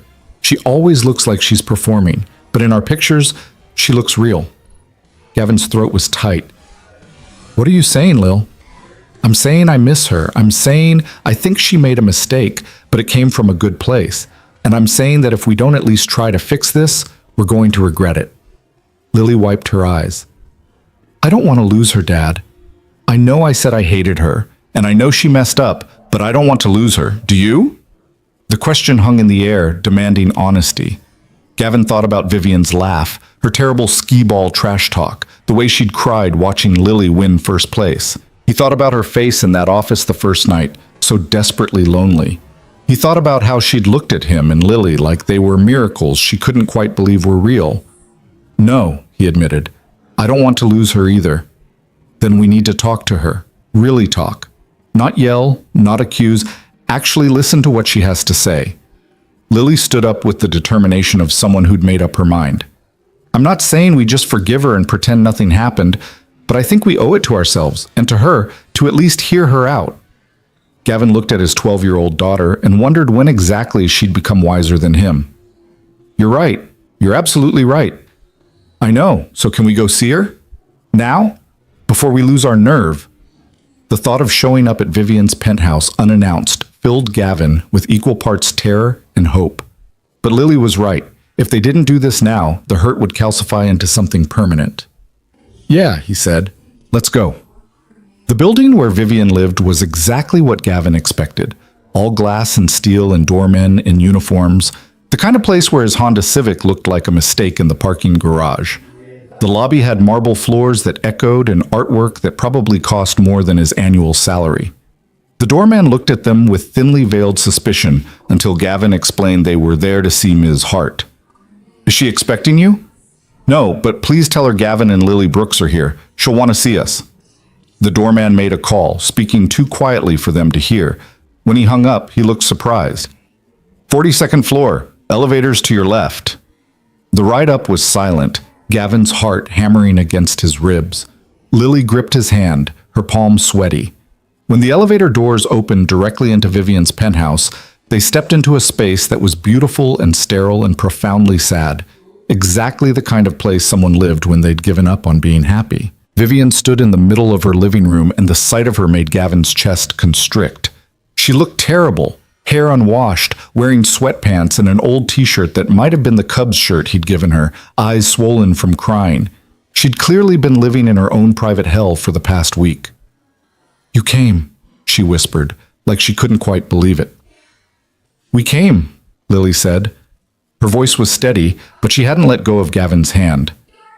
We want to talk, really talk, if that's okay. Of course. Yes, please. Vivian gestured toward the couch, and they all sat down in an awkward triangle, the coffee table between them, like a demilitarized zone. For a long moment, nobody spoke. Then Lily took a deep breath. I need to understand something, she said. Why did you start paying my tuition, the first time, I mean, before you knew us? Vivian looked startled by the question. You want to know about the first payment? Yes. Please tell me the truth, the whole truth. Vivian's hands twisted in her lap. It was 2 weeks after your mother died. I was working late and I heard someone in the cleaning crew mention that Gavin Brooks had just lost his wife and was working triple shifts trying to keep up with his daughter's school tuition. I didn't know you then. I'd probably passed your dad in the hallway without really seeing him, but the idea of a little girl losing her mother and potentially losing her school because of medical bills, her voice cracked. It destroyed me. Why? Lily pressed. You didn't know me. Why did you care? Because I was 9 when my father died, and I know what that kind of loss does to a child. Because I had the money and you needed help, and it seemed like the least I could do. Vivian wiped her eyes. I found out what school you attended, called the administration office, and set up an anonymous scholarship in your name. I didn't want recognition. I didn't want gratitude. I just wanted to know that one little girl wouldn't lose any more than she'd already lost. Gavin felt something crack in his chest. You did it anonymously. Of course I did it anonymously. Gavin, I'd never even spoken to you. How would that conversation go? Hi, I'm your boss's boss, and I'm paying your daughter's tuition because I heard you're struggling. That's not help. That's humiliation. So when did it stop being anonymous? Lily asked. Vivian's face crumpled. When I met you, both of you, when we became friends, and you became the most important people in my life, and I realized I'd painted myself into a corner I didn't know how to escape from. You could have told us, Gavin said, but his voice was gentler than it had been a week ago. I know I should have. Every Friday at Lou's, I'd planned to tell you. I'd rehearse the words in my head. But every time I got close, I'd imagine the look on your face, the betrayal, the hurt, the feeling that our friendship was built on deception, and I'd chicken out. She looked at them both, her eyes swimming with tears. I was a coward. I chose my own comfort over your right to know the truth, and I have no excuse for that except fear. Fear of what? Gavin asked. Fear of this, fear of losing you, Fear that you'd look at me the way you looked at me last Tuesday, like I was a monster who manipulated you for my own amusement." Her voice broke. "I love you, both of you. You're my family, the only real family I've had in years. And I was so terrified of losing that, I sabotaged it instead." Lily had started crying silently. "You really think of us as family?" "Yes, absolutely yes." Vivian slid off the couch onto her knees, moving closer to Lily. "Sweetheart, you are the daughter I never had. Watching you win first place at that science fair was one of the proudest moments of my life. Playing skee-ball with you, helping with your homework, listening to you explain your pulley systems, those weren't obligations, they were gifts. You gave me a purpose that had nothing to do with money or business. You made me feel human again." "Then why didn't you just tell us?" Lily's voice was small and broken. "Why didn't you trust us enough to tell the truth?" "Because I'm an idiot who spent 20 years learning how to run a company and 0 years learning how to have a family. Because I thought money was how you showed love, and I didn't understand that real love is about honesty and trust and showing up even when it's hard." Vivian was fully crying now, her words coming in gasps. "I'm so sorry. I'm so desperately sorry. I would give anything, everything, to go back and do this differently. To tell you the truth from the beginning. To trust you the way you deserve to be trusted." Gavin felt his own eyes burning. "Vivian, look at me." She raised her head, and the devastation in her face nearly undid him. "What you did was wrong," he said carefully. "Lying to us, keeping that secret. It was wrong, and it hurt us badly. But I'm starting to understand why you did it, and I'm starting to think that maybe intentions matter almost as much as actions. I never meant to hurt you, either of you. I know. I can see that now." He took a shaky breath. "But Vivian, if we're going to fix this, if there's even a possibility of fixing this, things have to change. No more secrets. No more trying to solve our problems with your checkbook. No more decisions about our lives made without our input. I understand, completely. I'll stop the tuition payments immediately." "Don't," Lily interrupted. Both adults looked at her in surprise. "Don't stop the payments. I've been thinking about this, and here's what I realized. You helped us when we needed it most, and refusing that help now because of pride is stupid. But Dad's right that we need to know about it, so here's what I think should happen." She took a deep breath, and Gavin watched as his daughter negotiated like someone 3 times her age. "You can keep helping with tuition, but we all sit down together and talk about it like a family. We decide together what's fair and what's not. And Dad gets to contribute too, whatever he can afford, because he needs to feel like he's taking care of me. That's important to him." She looked at her father. "Right, Dad?" "Right," Gavin managed. "And no more secret payments for anything else. If you want to help us, you ask first. You don't just do it and hope we don't notice." Lily turned back to Vivian. "Does that seem fair?"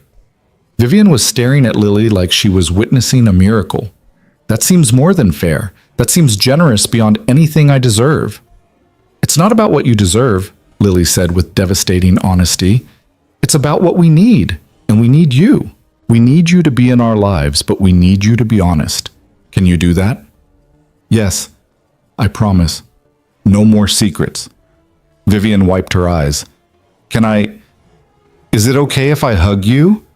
Lily looked at her father, a question in her eyes. Gavin nodded, and Lily launched herself off the couch into Vivian's arms. They collapsed together onto the floor, both of them crying, and Gavin watched as 2 people he loved held each other and began the hard work of rebuilding trust. After a moment, Vivian reached out one hand toward Gavin. "Please?" He moved to join them, sinking down onto the ridiculously expensive rug, and pulled both of them into his arms. They stayed like that for a long time. 3 people who'd found each other in the most unlikely way, holding on while they figured out how to be a family. "I'm still mad at you," Lily said eventually, her voice muffled against Vivian's shoulder. "Just so you know, you really hurt us." "I know, I'm mad at me too. But I love you, and I miss you, and I don't want to lose you." "You're not going to lose me, ever, I promise." Vivian pulled back enough to look at Lily's face. "I'm going to make mistakes. I'm going to mess up because I'm still learning how to be part of a family. But I will never, ever lie to you again. That's a promise I can make and keep." "Good." Lily sniffled, then looked around the penthouse with critical eyes. This place is awful, by the way.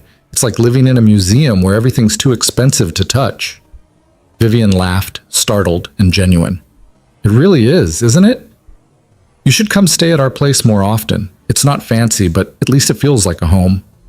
I'd like that very much. Vivian looked at Gavin, uncertainty creeping back into her expression. If that's okay with your dad.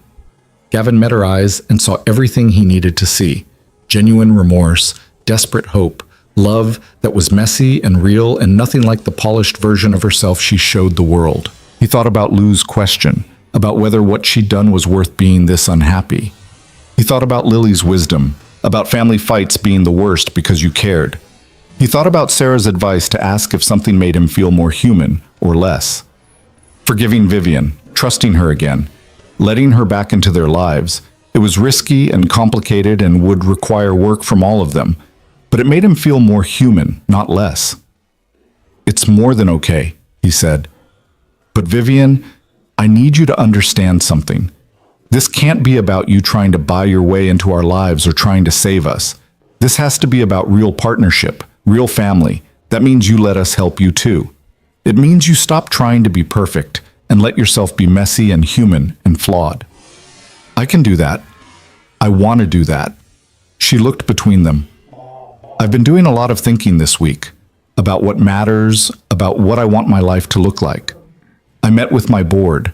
I'm stepping back from day-to-day operations, hiring a COO, cutting my hours in half. Vivian, you don't have to. I do. I absolutely do. Her voice was fierce. I've spent 20 years building a company, and in the process, I lost myself. I lost connection, joy, purpose beyond profit margins.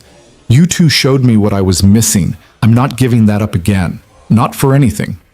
Lily perked up. Does that mean you'll have time for my violin recital? I'll be front row, enthusiastically clapping even during the cats in a blender parts. What about Little League games? Dad coaches, and the season just started. I'll be there with a foam finger and everything. And movie nights? With the gross amount of popcorn Dad makes? Especially movie nights with gross amounts of popcorn. Lily grinned, then turned serious again. And therapy? Because I think we all probably need therapy to work through this properly. Both adults stared at her. Gavin recovered first. When did you become a family therapist? I Googled how to rebuild trust after someone lies and all the articles said therapy helps, so I think we should do it. Together, maybe.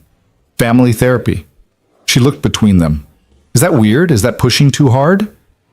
That's not weird at all, Vivian said softly. That's incredibly mature and wise. And yes, I think family therapy is an excellent idea. They spent the rest of the afternoon talking, really talking, laying out boundaries and expectations and fears. Vivian ordered pizza from a place that probably cost 10 times what Lily's arcade pizza did, and they ate sitting on the floor because the dining table felt too formal. Gradually, the awkwardness faded, replaced by something that felt like the beginning of healing. As evening approached, Lily started yawning. The emotional exhaustion of the day was catching up with her. We should go, Gavin said. Let you get some rest, too. Wait. Vivian disappeared into her bedroom and returned with a large envelope. She handed it to Gavin, her hands trembling slightly. I want you to have this. It's every payment record, every transaction, everything related to Lily's tuition. Complete transparency. Look at it whenever you want, or throw it away. But I want you to know you can trust me to be honest now. Gavin took the envelope, feeling the weight of it. Thank you. At the door, Vivian hugged Lily again, long and tight. I love you, sweetheart. Thank you for giving me another chance. I love you too, but mess up again and I'm going to be way less forgiving. Noted. Then Vivian turned to Gavin, and the air between them crackled with everything they hadn't said, hadn't addressed. The feelings that went beyond friendship, the connection that Lily had noticed and Lou had named and neither of them had been brave enough to acknowledge. Gavin, she said quietly, thank you for coming here, for listening, for not giving up on me. Thank you for being honest, finally. She smiled, sad and hopeful simultaneously. Friday? Lou's? Or is that too soon? Friday's good, but Vivian, I think we need to have a conversation, just the two of us, about what this is, about what we are to each other.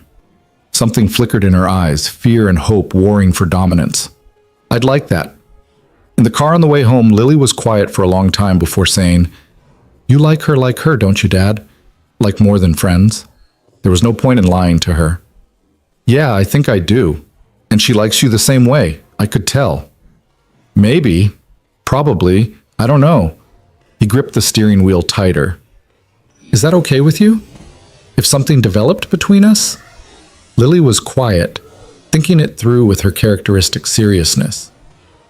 "I think Mom would want you to be happy, and I think Vivian makes you happy in a way I haven't seen since before Mom died.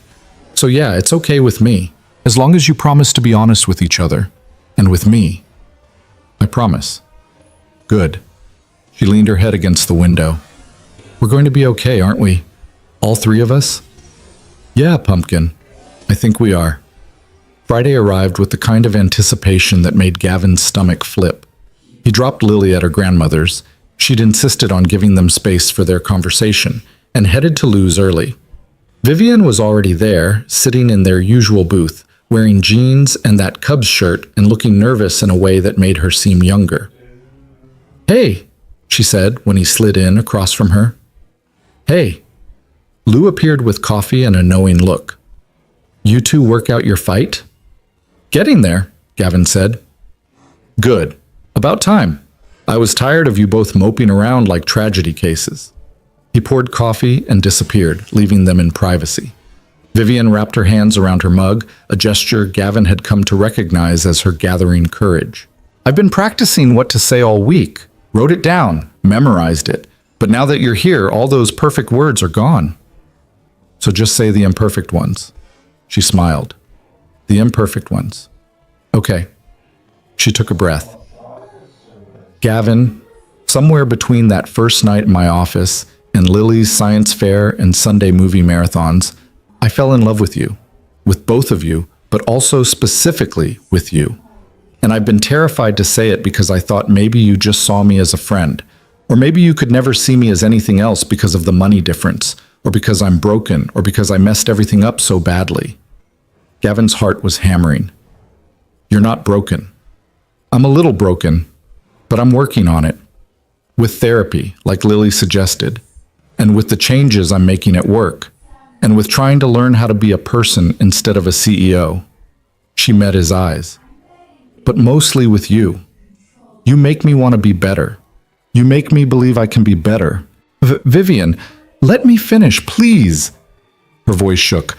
"I know I lied. I know I broke your trust. I know I have to earn that back, and it's going to take time. But I need you to know that every moment we spent together was real. Every laugh, every conversation, every time I looked at you and felt my heart do something complicated, all of it was real. The most real thing in my life." She was crying now, tears spilling down her cheeks, and Gavin reached across the table to take her hands. "I fell in love with you too," he said, and watched her eyes go wide. "Somewhere between you showing up for Lily's science fair and watching you play skee-ball and seeing you cry over her winning first place.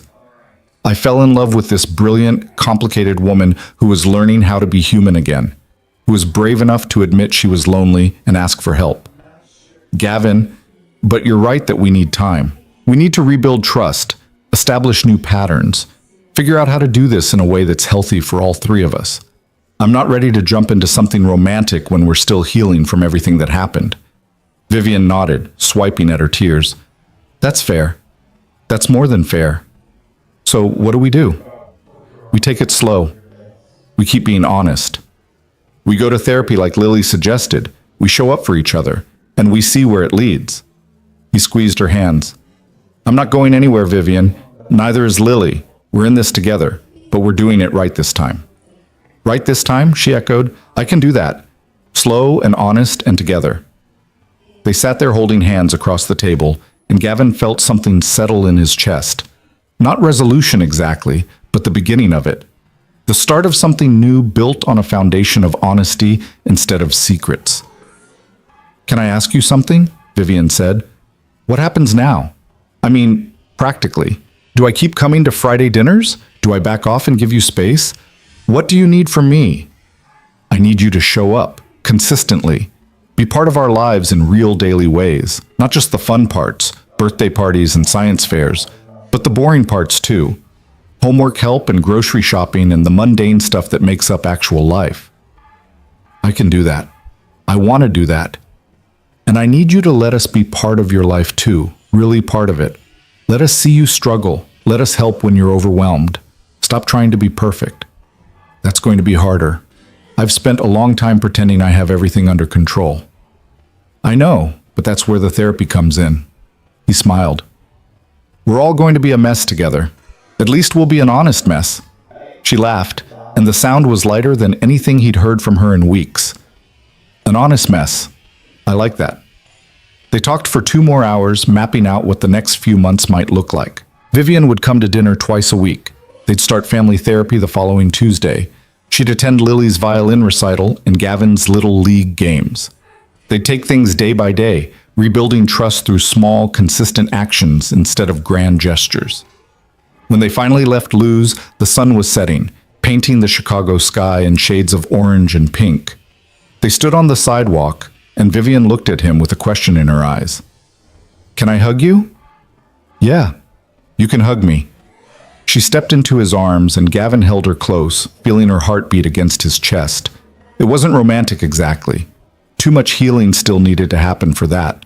But it was intimate and real and full of promise. Thank you, she whispered against his shoulder, for not giving up on me. Thank you for being worth fighting for. Over the next few months, they learned how to be a family. Not a traditional family, not one that fit any conventional definition, but a family nonetheless. Vivian showed up for dinner every Tuesday and Thursday, and gradually those dinners became louder, messier, more comfortable. She learned to cook under Gavin's patient instruction, and her first successful carbonara was celebrated like a national holiday. She attended every single one of Lily's violin recitals, and true to her word, she clapped enthusiastically even during the parts that made dogs howl. She came to Little League games and screamed encouragement from the bleachers, losing her voice more than once. She helped Lily with her increasingly complex engineering projects and attended parent-teacher conferences and showed up to everything she was invited to and several things she wasn't. The therapy helped, all 3 of them sitting in that office every Tuesday afternoon, working through trust issues and communication patterns and the complex dynamics of their unconventional family.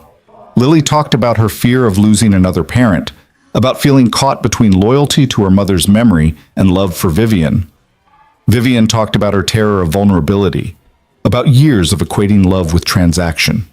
Gavin talked about his struggle to accept help, about the pride that had nearly cost him everything. Slowly, painfully, they healed.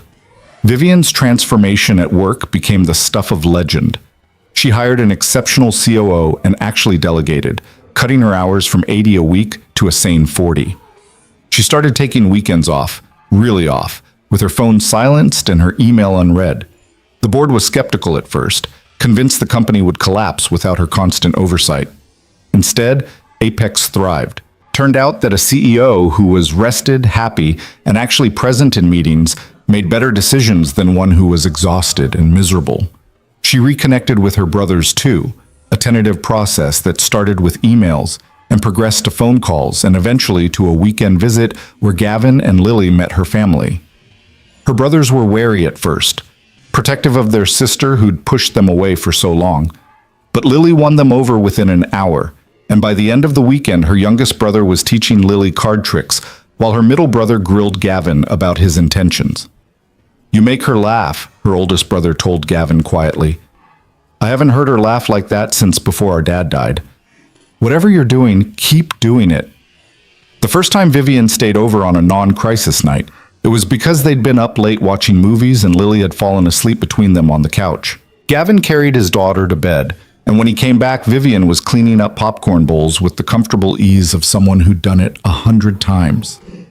I should probably go, she said, but there was no conviction in it.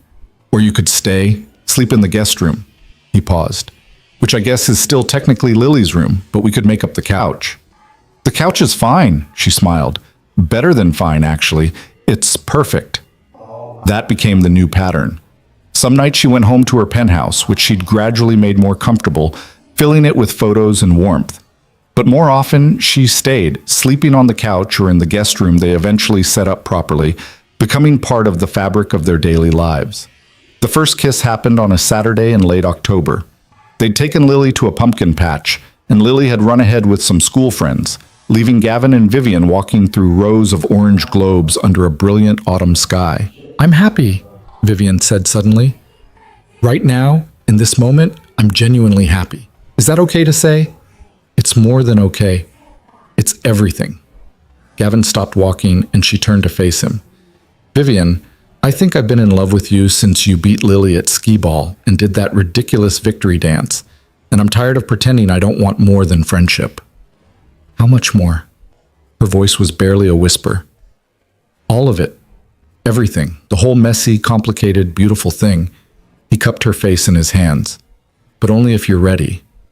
Only if this is what you want. I've wanted this since that first Friday at Lou's. I just didn't think I deserved it. You deserve everything good, Vivian. You deserve to be loved and happy and part of a family that chooses you every single day." She kissed him then, soft and tentative and sweet, and Gavin felt something slot into place that he hadn't realized was missing. When they pulled apart, Lily was standing 10 feet away with an enormous grin on her face. "Finally! I thought you two were going to dance around this forever." She bounced over to them. "So are you officially together now? Because I need to know if I should update my emergency contact forms at school." Gavin laughed. "We're officially together. If that's okay with you?" "It's extremely okay with me, but fair warning, if you two start being gross and mushy, I'm going to make fun of you mercilessly." "Noted," Vivian said, grinning. She held out her hand to Lily. "Want to help us pick the perfect pumpkin for carving?" "Obviously, but I'm in charge of the design. Last year Dad tried to do a scary face and it looked like a demented potato." They walked through the pumpkin patch together, three people who'd found each other in the most unlikely way. And Gavin felt a peace he hadn't experienced since Sarah died. It was different, this love, this family, but it was real and hard-won and precious beyond measure. A year later, on a crisp December evening, Gavin walked into the apartment after his shift to find it transformed. Candles everywhere, music playing softly, and Vivian standing in the middle of it all wearing a dress that made his mouth go dry. "What's all this?" "Lily's at your mother-in-law's for the night. I bribed her with promises of a new engineering kit." Vivian moved toward him, her eyes bright. "We need to talk." His heart jumped. "That sounds ominous." "It's not, or at least I hope it's not." She took his hands, and he could feel her trembling. "Gavin, this year with you and Lily has been the best year of my life. You've taught me how to be human again, how to love and be loved, how to be part of something bigger than myself." "Vivian, let me finish, please. I've been thinking about the future, about what I want my life to look like 5 years from now, 10 years from now. And in every version I imagine, you're there, you and Lily, coming home to you, building a life with you. Maybe even—" She stopped, emotion choking her voice. "Maybe even marriage and making this family official in every way." Gavin's breath caught. "Are you asking what I think you're asking?" "I don't have a ring. I probably should have gotten a ring, but I couldn't wait, and I wanted to do this here, in this apartment where you first showed me what home feels like." She was crying now, happy tears streaming down her face. "Gavin Brooks, will you marry me? Will you let me be Lily's stepmom and your wife, and part of this beautiful, messy, perfect family forever?" He pulled her into his arms, laughing and crying simultaneously.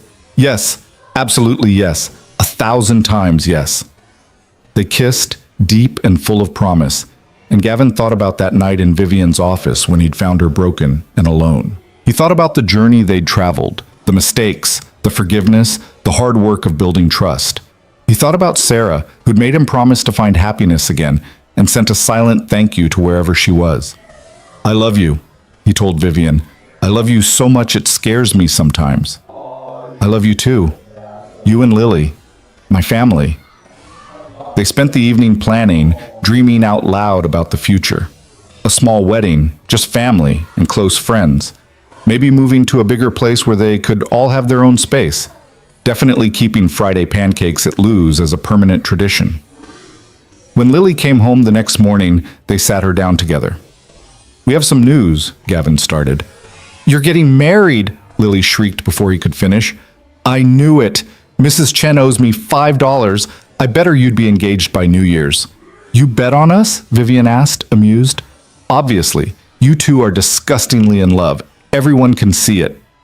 She looked between them, her expression turning serious. "But I want to know, if you get married, does that mean Vivian is officially my mom? Like, can I call you mom if I want to?" Vivian's face crumpled, and she pulled Lily into a fierce hug. "You can call me anything you want, sweetheart. Mom, Vivian, anything. I would be honored beyond words to be your mom. Even though I'm not a little kid anymore?